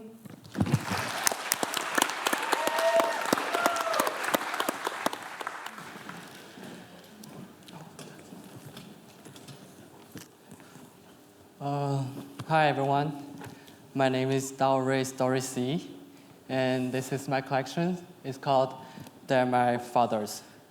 For this collection, I want to document and memorize me and my partner's experience of becoming father for the first time in our life, and also our oscillating emotion throughout the entire surrogacy process. And at the same time, I'm also accepting myself growing into a mother and a father in the same time in a homosexual family. And moreover, I wish to bring awareness to the society that there are a variety of families in the world, and even we don't have the same physical body change in our life, but our emotion change, our experiences, our love toward the baby are the same. So my collection began with historical and contemporary gay culture research, the pink triangles. It was first used by Nazi to identify gay, homosexual, and separate them from heterosexual. And nowadays we use that as a sign for the gay pride. So I applied that idea to my knitwears. So I use drop stitch and short rowing and changing color to form the triangles. And next stage. And then I look into my own relationship. For myself, like hugging and skin touch is the perfect motion to represent my relationship. So the pleating of the placements of the pleating is a it symbolizes the motion when I hug my parents. When I hug my partners, and the placements where it is. And also for the bottoms, I want to create illusions of two people facing each other. So the front is the back of the shooting pants, and the back is the back of the leather pants. And you can see like the back is crossing to the front to create a like hug illusion. And then for my third and fourth look, and during that time we started to receive medical report from the hospital. So at the beginning we didn't change, our life didn't change that much, but toward the end we started to prepare for the baby's coming. So we bought lots of baby products such as baby clothing and baby carriers. So that's the ideas for those two looks. This one is inspired by the baby carriers. It's a corset. And this part is the draping from the baby's shoes. And at the same time, when I see the report, I'm thinking like, what if I was born in the homosexual families? So I scaled up the baby's onesie and jumpsuit to an adult size and applied the triangles underneath. Yeah, and for my fifth and sixth looks, it's on the model. So during that time, it's very difficult for us. It's represented like after the baby is delivered. So we feed the baby like once in 3 hours. And we don't have time to clean up our apartment. So there's like piles of babes like fall around the floor. So that's the silhouettes come from. And for the six looks, the time when we feel the baby is the time when we hold the babies in our arm instead of in the womb. So that's a little bit part different from the heterosexual parents. So I decided to put a pregnant dress toward my end of my collection. So that's pretty much my story behind my clothing. And thank you for your listening.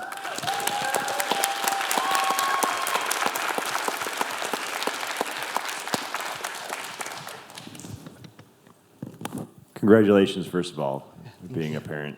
So is anything you say functional for being a better parent? I know it's a social statement. Anything make you easier to be a parent? Any of these pieces? Does it have functionality? There's not like functionality, but speaking to the concept. Speaking to the concept. Cool. I like how you integrated the pink triangle too. Very thoughtful. Thank you.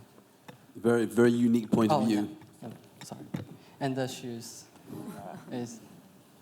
A question for you: Do you see as you become a parent and evolve, do you see this evolving to be like for toddlers as well? Do you see like a next evolution of your kind of design aesthetic? Will there be a toddler series? Will there be a teenage series, etc. What are you visualizing for the future? I'm just curious.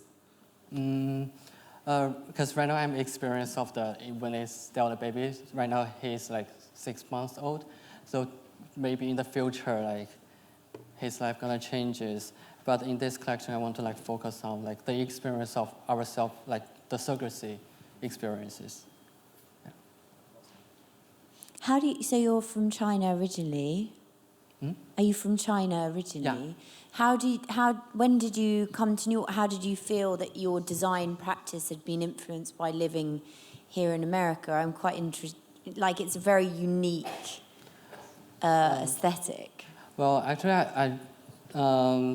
I came to America when I was 17. Oh, okay. So that's like a long time ago, and Yeah. I lived here like for a long time. And I think, I started my fashion studies like here in America, but I don't think my work kind of like related to China's. But it also can speak to, because in China like we don't talk about the homosexuals in the societies. But I think it's also a strong work to tell them, even homosexual people can have their babies. It's not like normal families. Amazing. Yeah, thank you. Okay, thank you.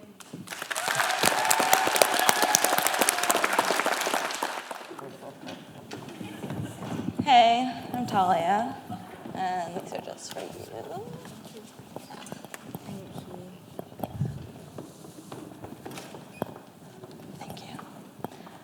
So in 2015, I was hospitalized for an eating disorder that I had lived with for most of my life, and I had to leave Parsons. And at the time, I felt like I was losing everything by leaving my life as a designer, my life at Parsons, to focus on the idea of something called recovery.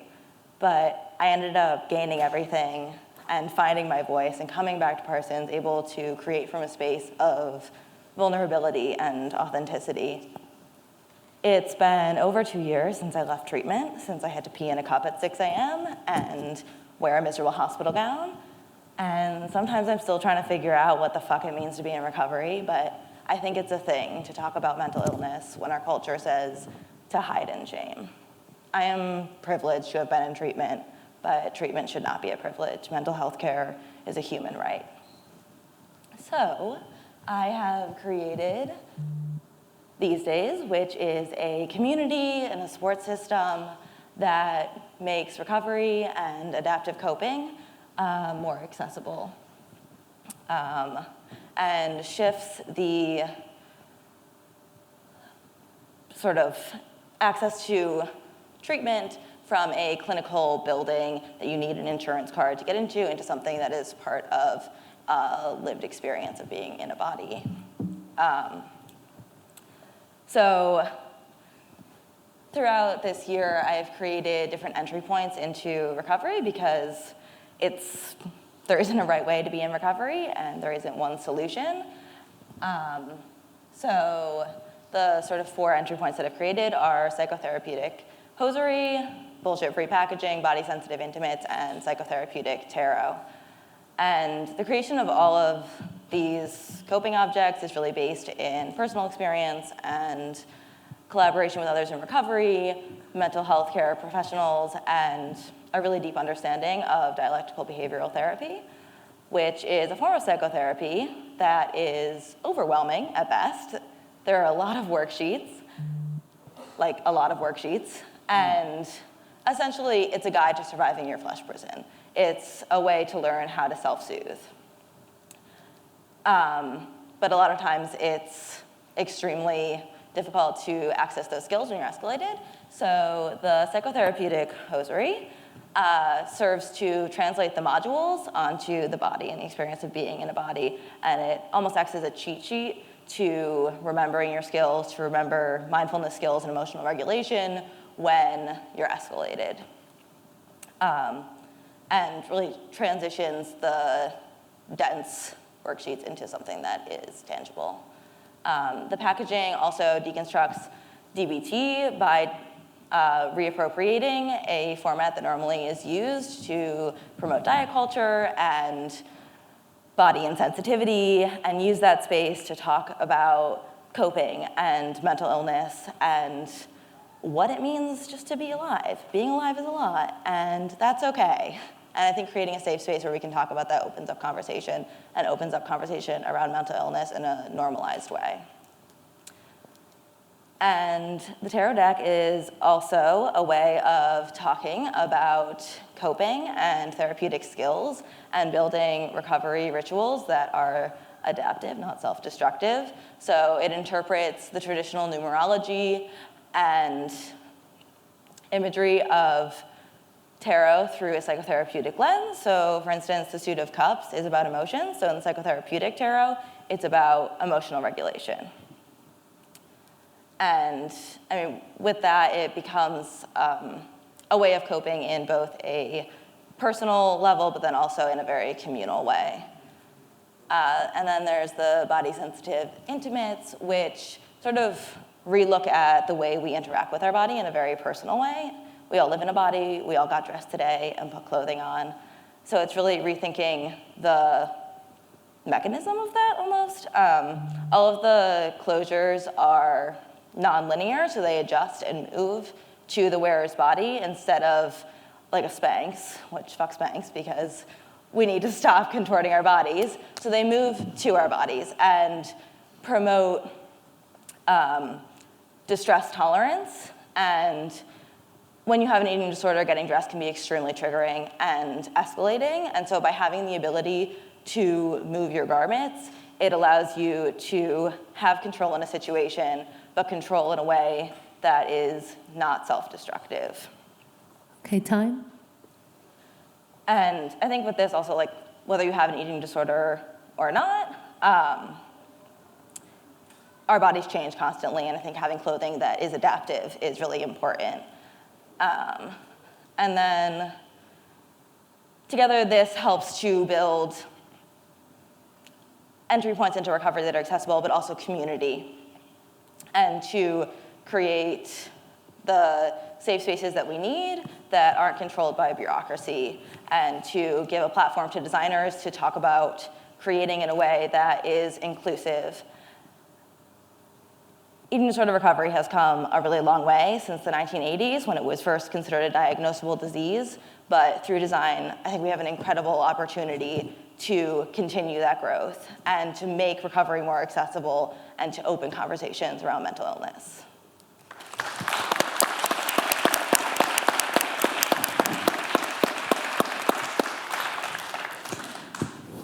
Thank you.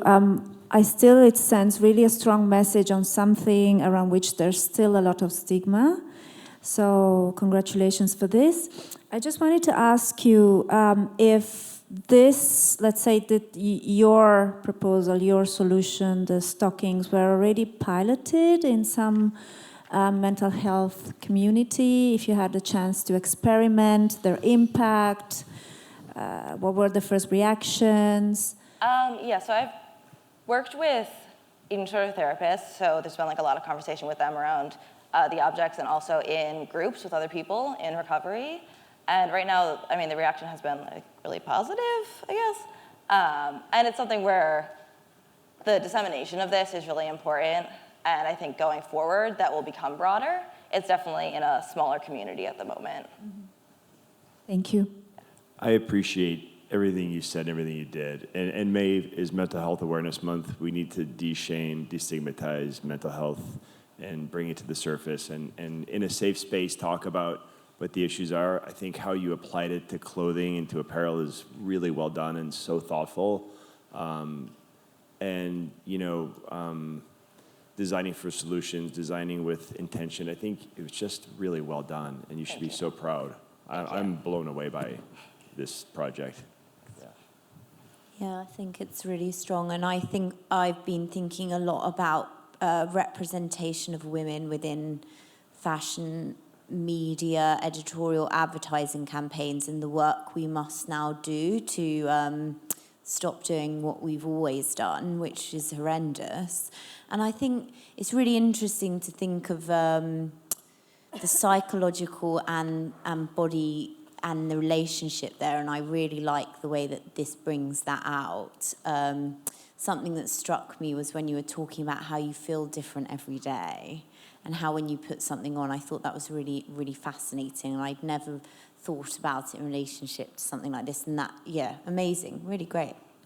Can I also thank you for all the different shades you used in your product and the models you used, and using models that have real bodies and changing bodies. That's one thing. I don't have any models out here with me today because the people who have been really involved in it are living their lives right now. So you get me and my body, and then those are Kelly's legs that we cast that are on the table. You're beautiful. Thank you. Thank you. Thank you.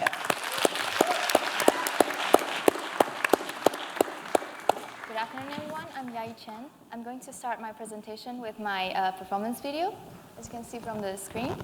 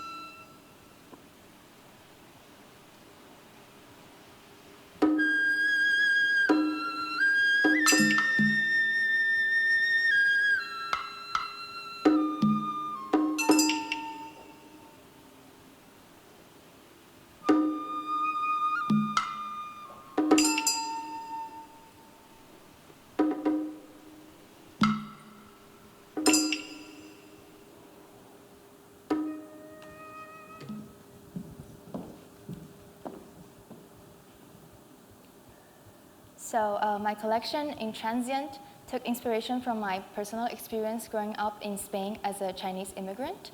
And I took my research in several different approaches. The first approach is the autoethnographic approach, where I've been studying the invisible identity of Chinese women in the immigrant community in Spain. And I realized that their identity in the family enterprise study remains secondary and hidden. So that's where they become invisible. And I also researched on the topoanalysis theory from Gaston Bachelard from the Poetics of Space, and where I studied the relationship between women's laboring body and their relationship to the impermanent working space, which is the Chinese restaurant in my case. Yes, so as you can see from my models, I've been studying closely with the intimacy between women and the space around them through transforming objects from the Chinese restaurant space onto their daily tailored restaurant server suit. And I've taken a lot of details from the Chinese qipao, as you can see, and I've been using largely with the trimmings from home fabrics and home objects like the curtain here, and also the frame that you see on my other model. Also, I've been developing objects as accessories, also with the same techniques that I'm using on my woman. And in my design system, all the women are covered by very adorned bodysuits with drop beads and also flaring fringes and a lot of jacquardness, because I wanted to express the invisibility of women through my textiles also, like these ones that I've created. So either the lace sponsored by Solstice and the knitwear sponsored by Linia Pugh, they all express the invisibility and fragility of women that I've grown up with. And the most important outcome for my entire collection is the performance piece, as you can see. The entire project took a 1-year-long process to develop because all the garments were developed from a process of performance acting. And I've been collaborating with Chinese immigrants from all around the world. And we try to use our new voice with fashion, collaborating with other fine art forms to create this new voice to empower immigrant women that still remains today invisible, not only in the Western society, but also in their own family systems. And to conclude, I guess I foresee myself to keep researching on the collaboration possibilities of fashion and other forms of art, because I want to bring this cross-disciplinary conversation of fashion and other new forms of art, such as music, theater, and installation art. So fashion can become a new language in the contemporary art scene. So thank you for listening, and hope you like it.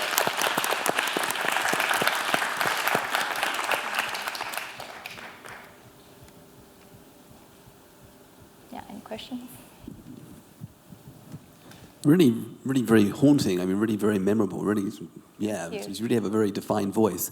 My question is, does your fashion influence the performance, or does the performance influence the fashion, or is it very much a balance? I think there's a vice versa influence, because I started my project collaborating with a fine artist from London, and she also came with the same background as me, growing up in Europe as a Chinese. And actually, we have been researching together in different cities, and I've been looking at her artwork that explores this identity of woman, and also I design with my poetic language at the same time. So it's really a vice versa influence that I really enjoyed. I'm going to copy a question that was asked before, and I wanted to ask you, what is your favorite out of the garments that are there? Favorite outcome? Yeah, the favorite one. Oh, the favorite one. Actually, I have, I think, both. The knit is something that I really was a challenge for me doing, and I really liked it because it's fully fashion knit, and then I took elements from the Chinese interior design florals and transformed them into my own personal fabric. And also this paper knit yarn is also a knit jacquard that I've created myself. And of course, the lace bodysuit with drop beads is something I feel that I have created for myself as an expression of the way that I understand the invisibility of women in my community. Yes. Thank you. Thank you. Thank you.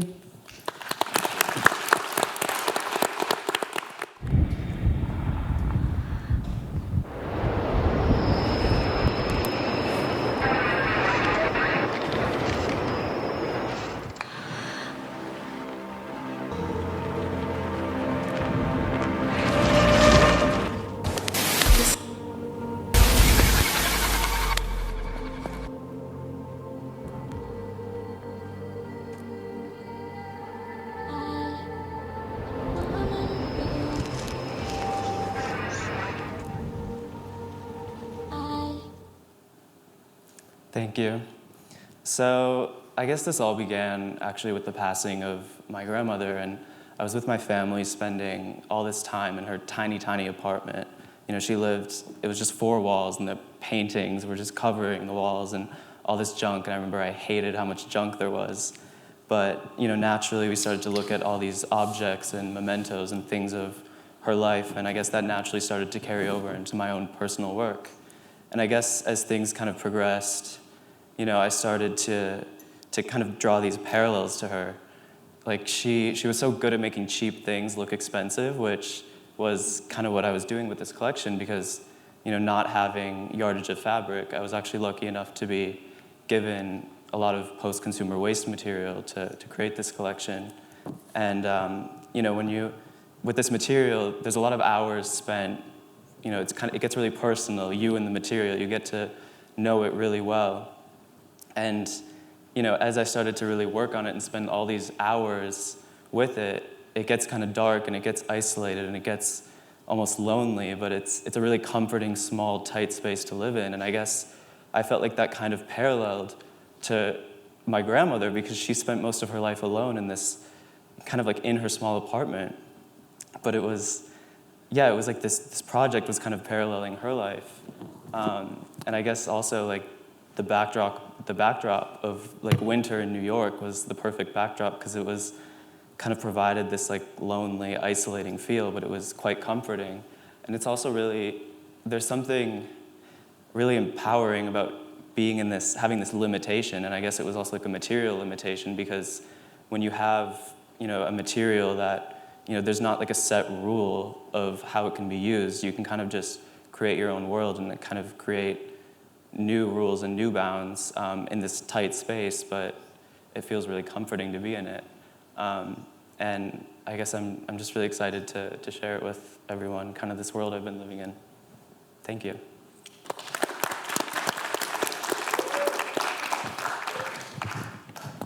I have a question. Is it for you? Is it hard to move in this, the pieces? Sorry. For the model, I'm sorry. Is it hard? It's comfortable. Yeah. Great. Because as I was flipping through, I was wondering how it would feel to actually put it on. Yeah. And I wish I was smaller because I would have loved to have tried it on. Yeah. To feel it, because it just drew me in. It was like such a interesting texture and composition. Yeah. Well, and also the beauty of it too is like, some of them like stretch. Like this is, I guess, a legging, and you can. Yeah. There's a lot of different stretch to it, but yeah. It sort of feels like long carb, like 18th century sort of pirate vibe. Yeah. But then really like motorcycle. Like, could you talk a bit more about like where your inspirations were coming from in terms of like the different shapes and because you spoke about like sustainability in the fabric, but how are you getting to what you've got on the model, for example? Yeah, I was looking at a lot of like my references were kind of like my grandmother was kind of her heyday in the 80s and 90s.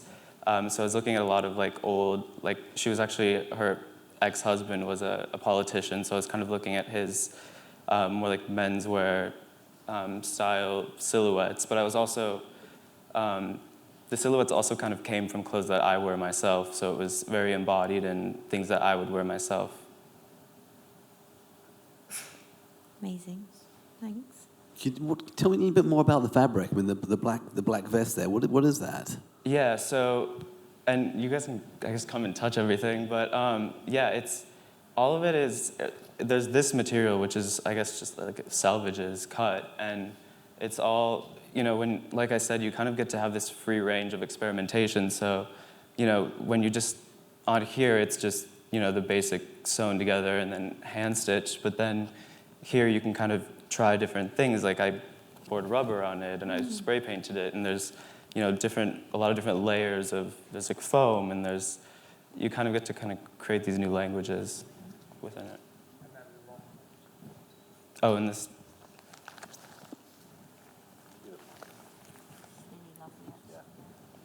Okay, thank you. Good job. Yeah, thank you. What? Is it like latex bonded over the top?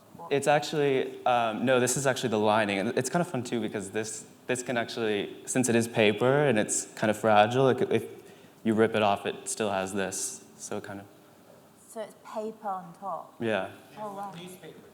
It's newspaper. Oh, okay. Yeah. Old newspapers. It's amazing. Thank you. Thank you.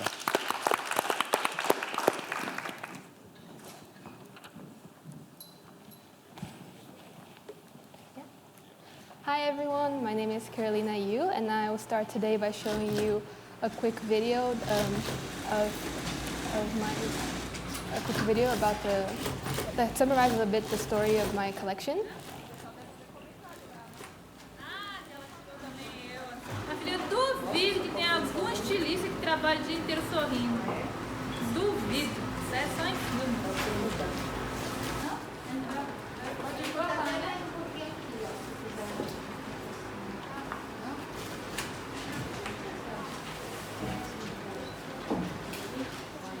Tá filmando a senhora, olha.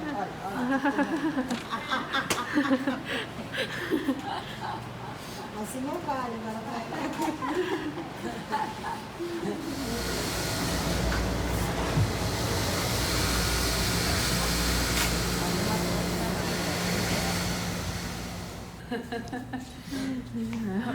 뭐 하는 거예요? 그냥 찍는 거예요. 학교에 프로젝트. Yeah, so for 3 generations, my family has been in Brazil working in the Brazilian clothing industry. Currently, my parents have a clothing line where my grandmother works at head of production and my mother works at head of design. And I'm here today. I chose also to pursue this career as a fashion designer. So in a way, I'm like continuing this like family legacy in the clothing industry. So for my collection, I wanted to look inside my family business, inside my parents' factory as a major source of inspiration. Next.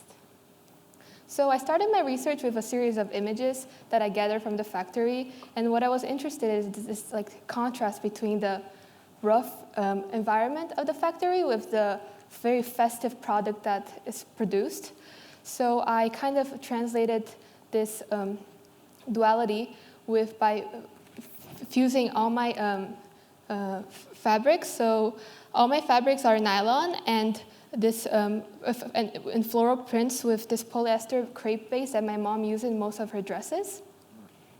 And so this bond gave my mom's fabric this like new texture, a new feel. It gave a new structure and even like a new sound.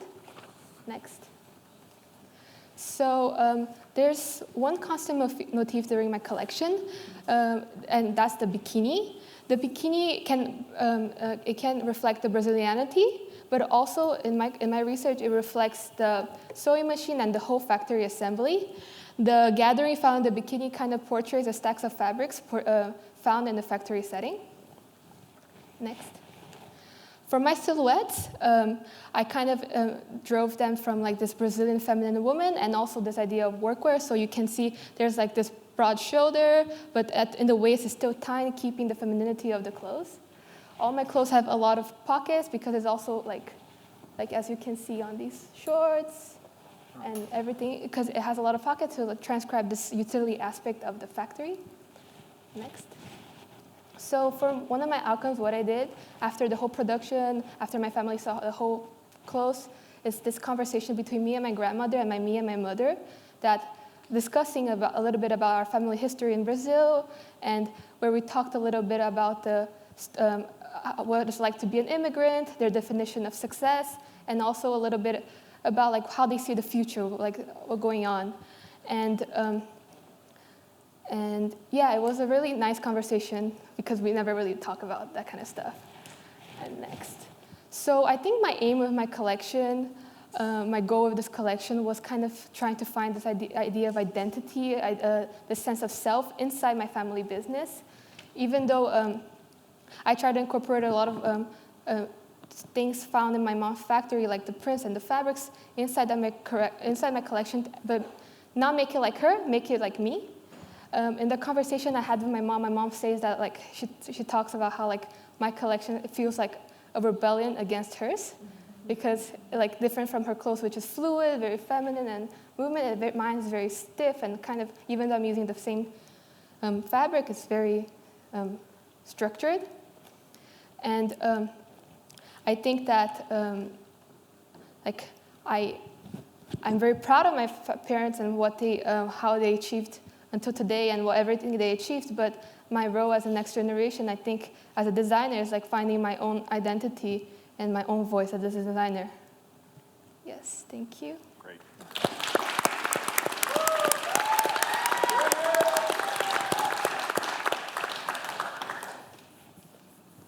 Yes.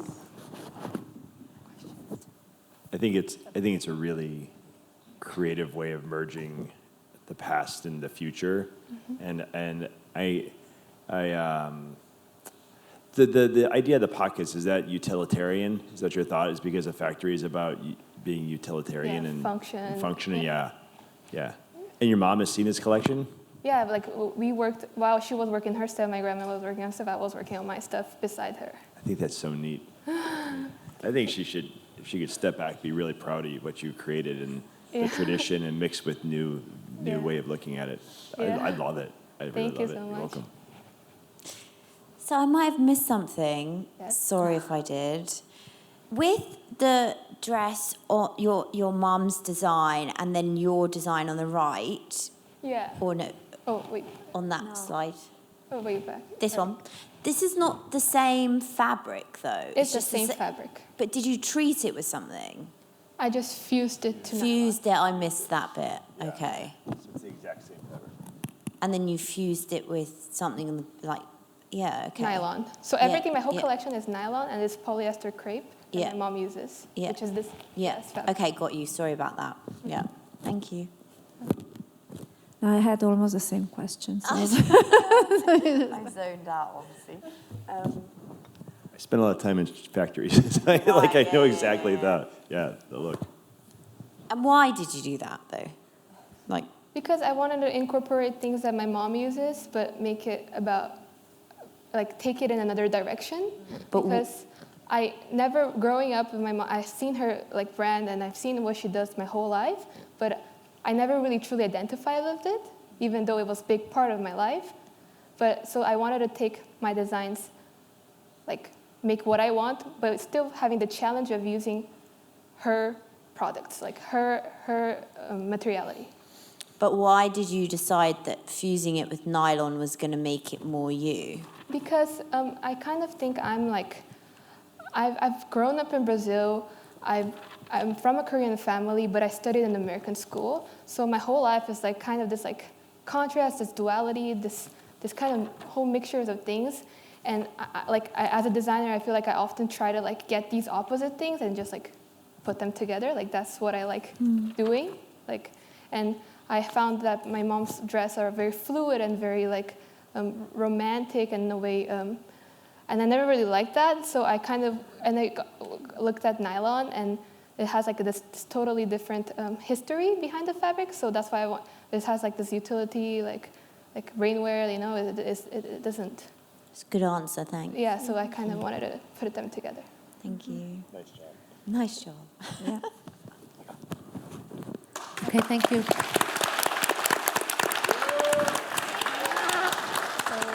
Thank you so much. Hi, my name is Veronica Lee. Thank you for coming today. So my thesis collection is titled Dressing Body, Undressing Humanity. It's framed around human nature and the human body as a vessel for the spirit. I believe that fashion's most powerful aspect is its ability to alter culture. So my thesis collection is 10 looks, and through it I created a narrative. It's time-based. So I start with humanity's descent into darkness, the accumulation of all human atrocities, and then the shedding of that darkness coming into the light. And this is my response to what I believe is a lack of empathy in our culture today. Next.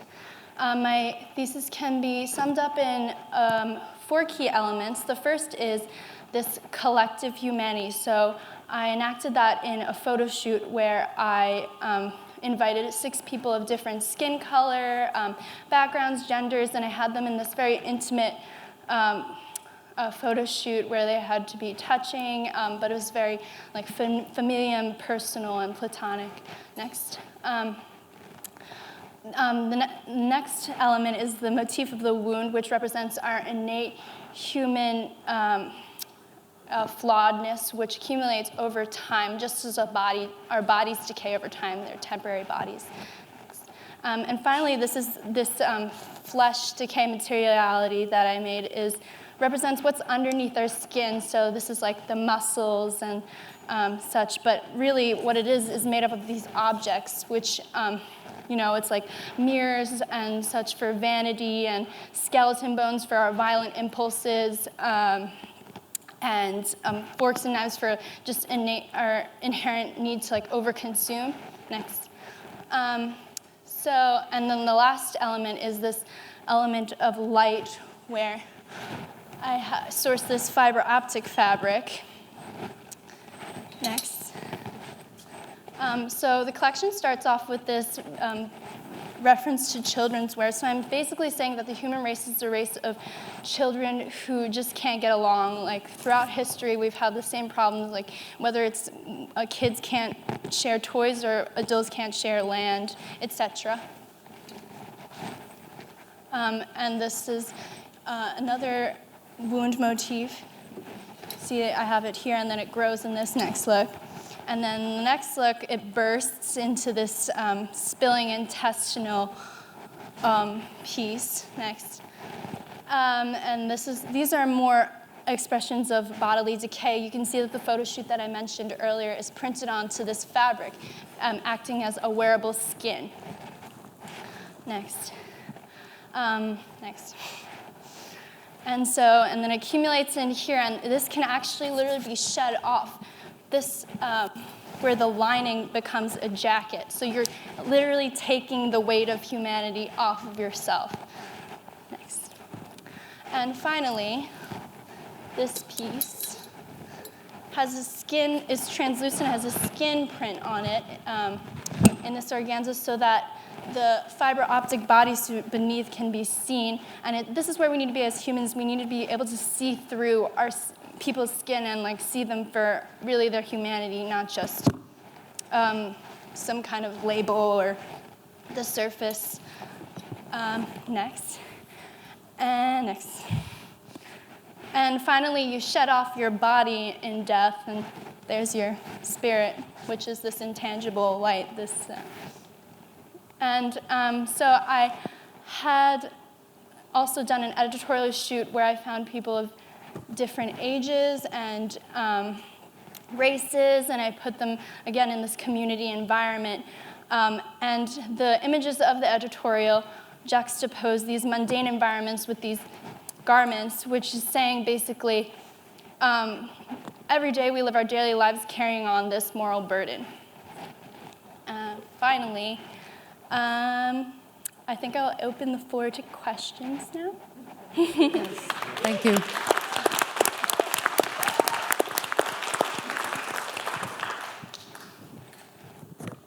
You tackled quite a topic. The last piece is translucence is the most optimistic piece in the line.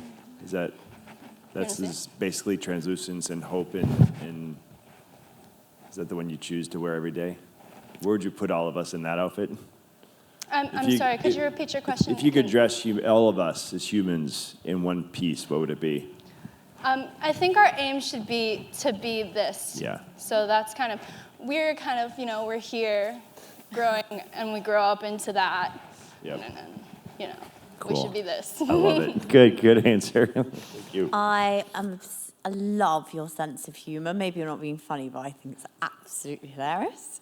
I think it's really amazing to have such a narrative around the collection. It's just more of a statement. I don't know. I don't have a question. Very bold, awesome. What do the pieces weigh? I'm curious. Sorry? What do they weigh, these two pieces? What's the weight of them? They look pretty heavy, yeah. I think this is literally 30 pounds, so it's sort of an immersive experience, like you actually are putting on this huge weight. And this is quite light, actually.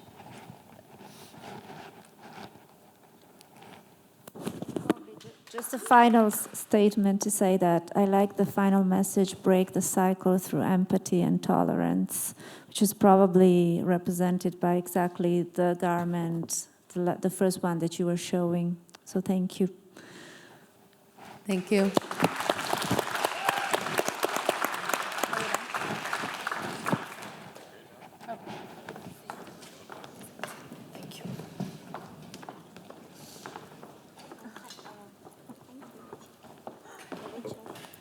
Hi, my name is Josefina Munoz. My project is called No Me Copies.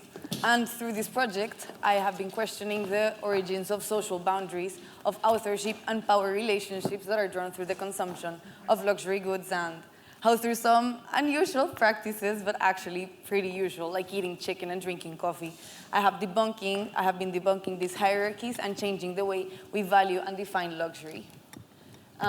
So this is where my journey starts. This is a market called Tepito in Mexico, and here I experience a high volume of images from luxury brands being translated into a wide set of products made for popular consumption at a very low cost. So instead of looking at these images like fake or knockoff, or however you want to call them, I saw an opportunity to play with the notions of authorship. Markets like Tepito come up with the most creative combinations, like Nike shoes with Adidas soles, or just mashups of brands that usually wouldn't collaborate together. And these products exist just because they're supplying the needs, demands, and imagination of a local population that doesn't have access to the luxury market in the first place. An important aspect of this was adaptability, that I saw it in the form of spandex and lots of basics that are beautiful because they can be set to a wide set of users. And it's a universe of clothing that it's actually universal and democratic. On the other hand of the spectrum, we have the original brands. And the original brands, instead of Tepito, as opposite to Tepito, they play towards leaving a majority of customers out of the equation. So they rely on the exclusivity. And the idea of generating these hybrids that you see over here from these two places was generating a confusion. Is it fake or is it real? A turning point on this journey was on a rainy day on Fifth Avenue. I was handed an umbrella on Gucci that had the Gucci logo stamped.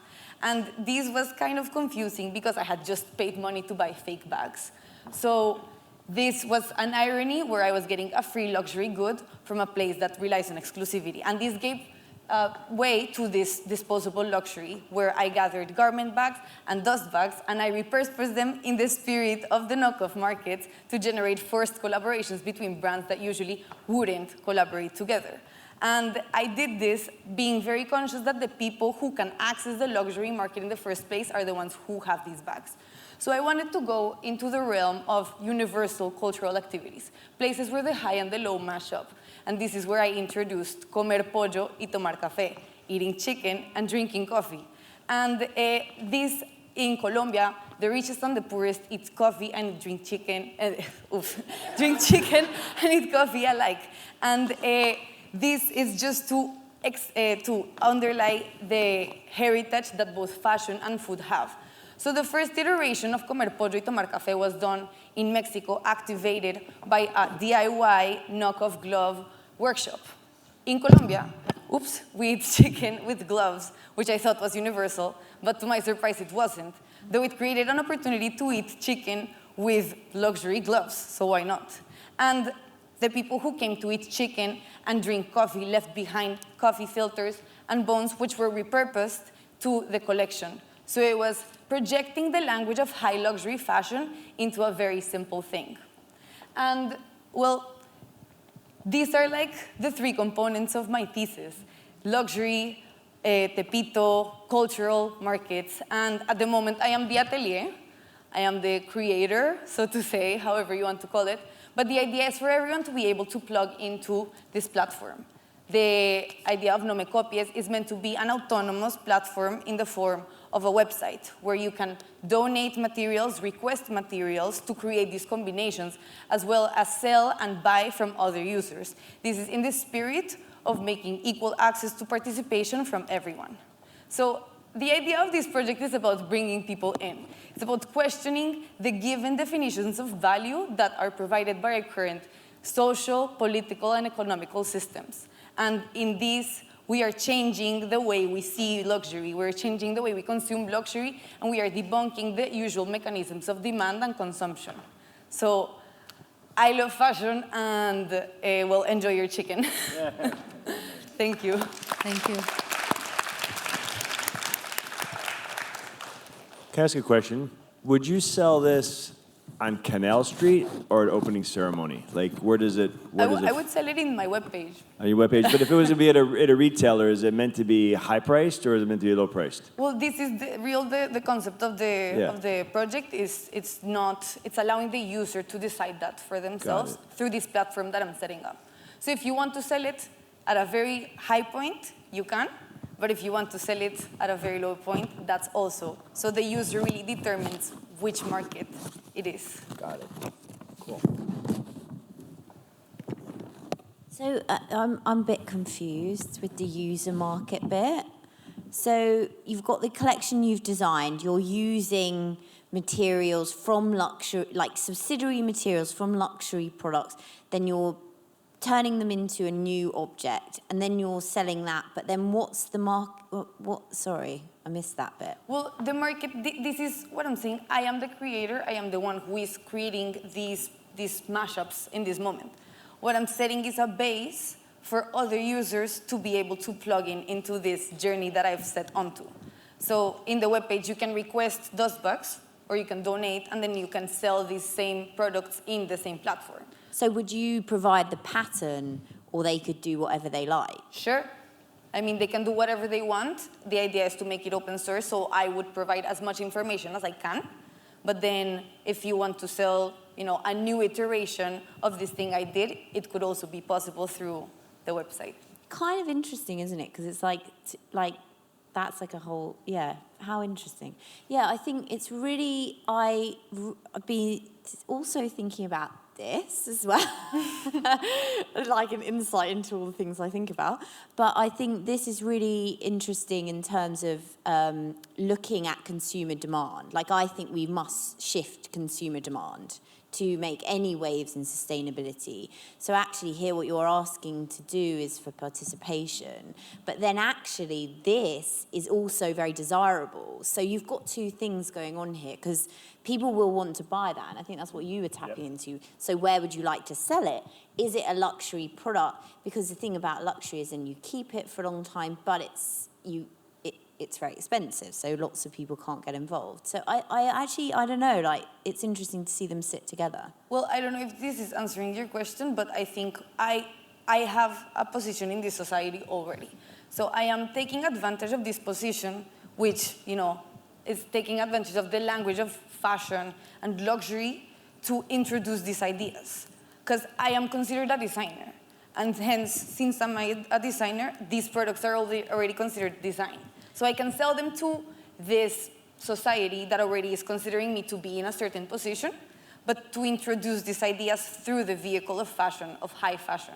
Well, I think it's really interesting, actually, because I think fashion's trickled, like, its dictatorial nature is actually quite useful when it comes to shifting what's fashionable.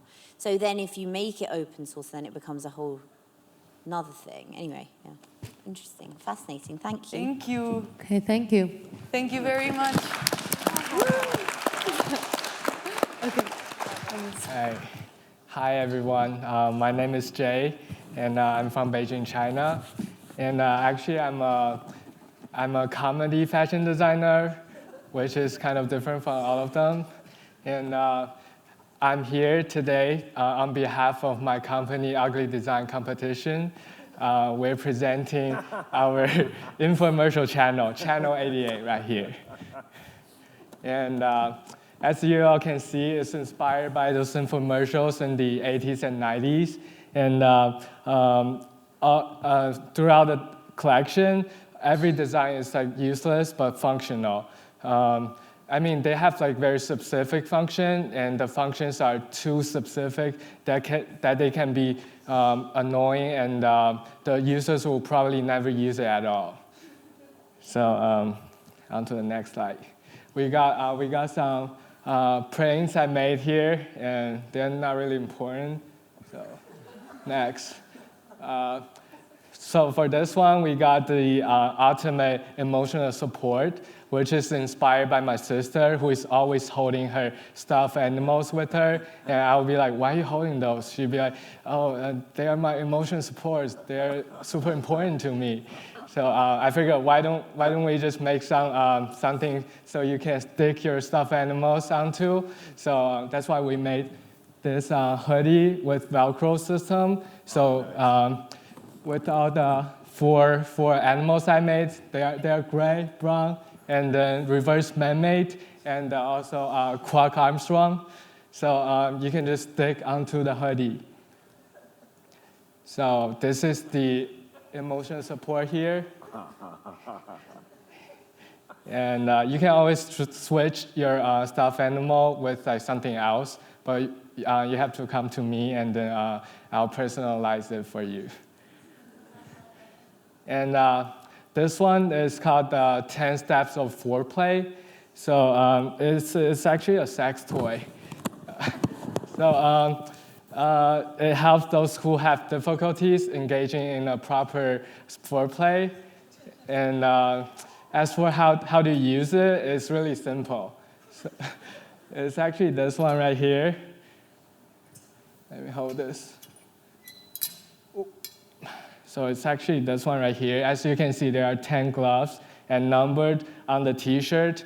And you can just ask your partner to put his or her hand in the first glove, and then just follow the number. You'll reach the final destination, which is the 10th glove, right in the middle. All right, next one. So I have the mommy bag here, which is designed for moms who have multiple kids. Because when mom has multiple kids, they have a lot of stuff to carry. They have like bags and maybe diapers. As for this one, it's designed for the youngest kid, and she always needs her diaper with her. That's why we made a diaper box, and you can always pull out a diaper from the diaper box. And next one, this is my favorite one. This is the conversation terminator. And when you find yourself at a party, you can just try our conversation terminator here.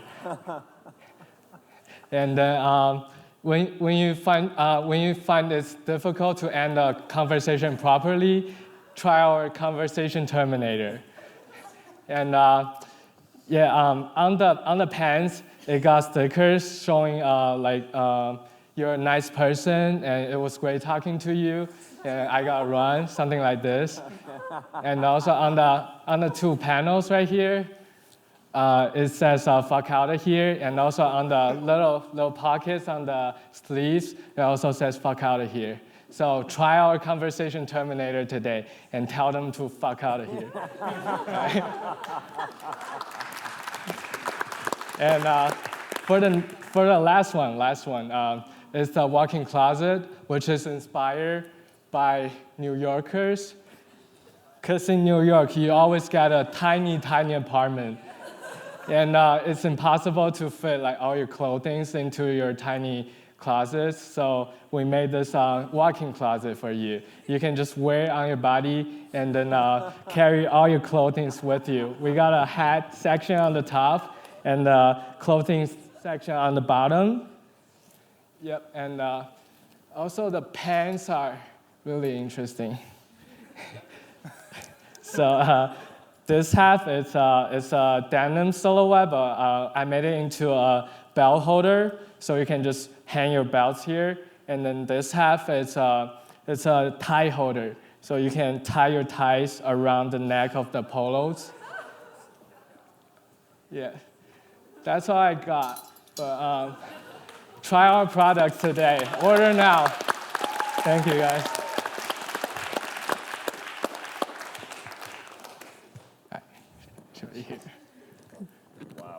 Wow. I find the conversation terminator particularly useful and interesting. So that is something that really... And I just wanted to ask you, so the idea of all this, where did it come from? I used to watch a lot of infomercials when I was younger, and then I found them super ugly, but still they're really interesting, and I kept watching them. So that's why I really like infomercials. And also, it's actually a satire. It's my personal commentary on the whole fashion industry, because I feel like people are taking fashion too seriously right now, and I want people just to relax and have fun with fashion again. I think you found a great mix of fashion and function together. It's very, very functional, very fashionable, and super, super fun. You did a great job. Thank you. A really good job. Okay, thank you very much. It's the last person. Thank you, guys.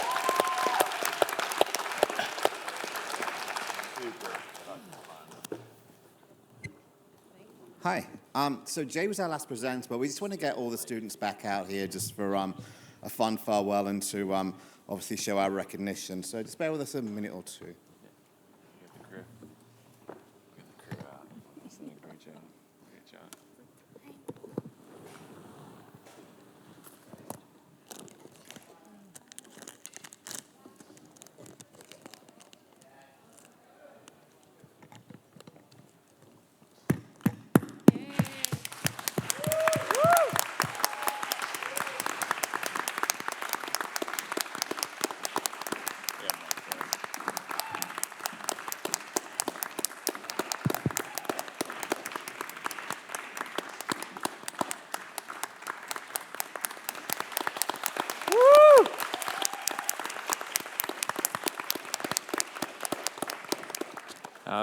Massive congratulations, obviously, to our seniors this year. I think you not only did an incredible job today, but you represent the values we stand for, what we care about. Our belief in fashion hasn't ever wavered, and you've only bolstered it. So thank you so much, but just incredible job. And we owe a massive debt to our jury. You didn't know how much you probably had to hydrate in advance and stretch and train for this, but we really, really appreciate your time. Your feedback is invaluable, and your support of Parsons is deeply, deeply appreciated. So thank you very much to the jury.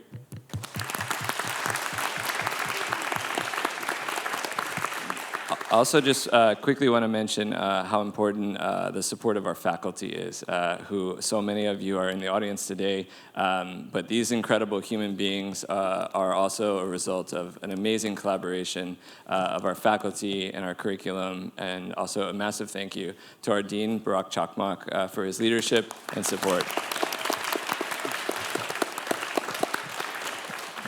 I think Brendan just said it all.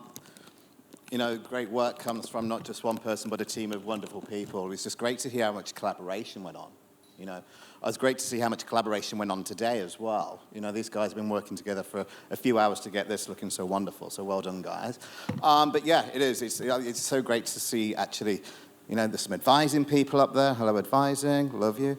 And they do such an important job in supporting all of our School of Fashion students. And then, you know, we've got faculty, we've got lovely people out there. Thank you very, very much. All right, so, hold the line.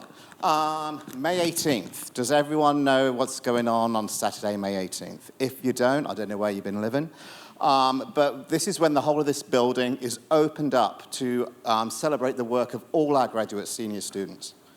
We have AES, we have BFA, and we also have an introduction of our MFA Textiles work. It is open to the public, it is open to friends and family. It's open to everyone to come and celebrate with these guys. And well, let's face it, 252 of them that were graduating from the BFA. Runway show outside, crazy stuff. We're taking over 13th Avenue between University and 5th Avenue. A couple of 100 kids showing some fashion. How amazing is that? So we invite you all. It's going to be a day of celebration, a night of celebration. Many activations, many fabulous people coming in through the doors. So make sure it's in your diaries, make sure it's in your schedules. We expect to see you. If only you come for a cocktail. You know? All right, so there's some important deliberation that needs to go on here soon. We have to check in with our jurors. But for now, thank you very much. Well done, everybody. Congratulations.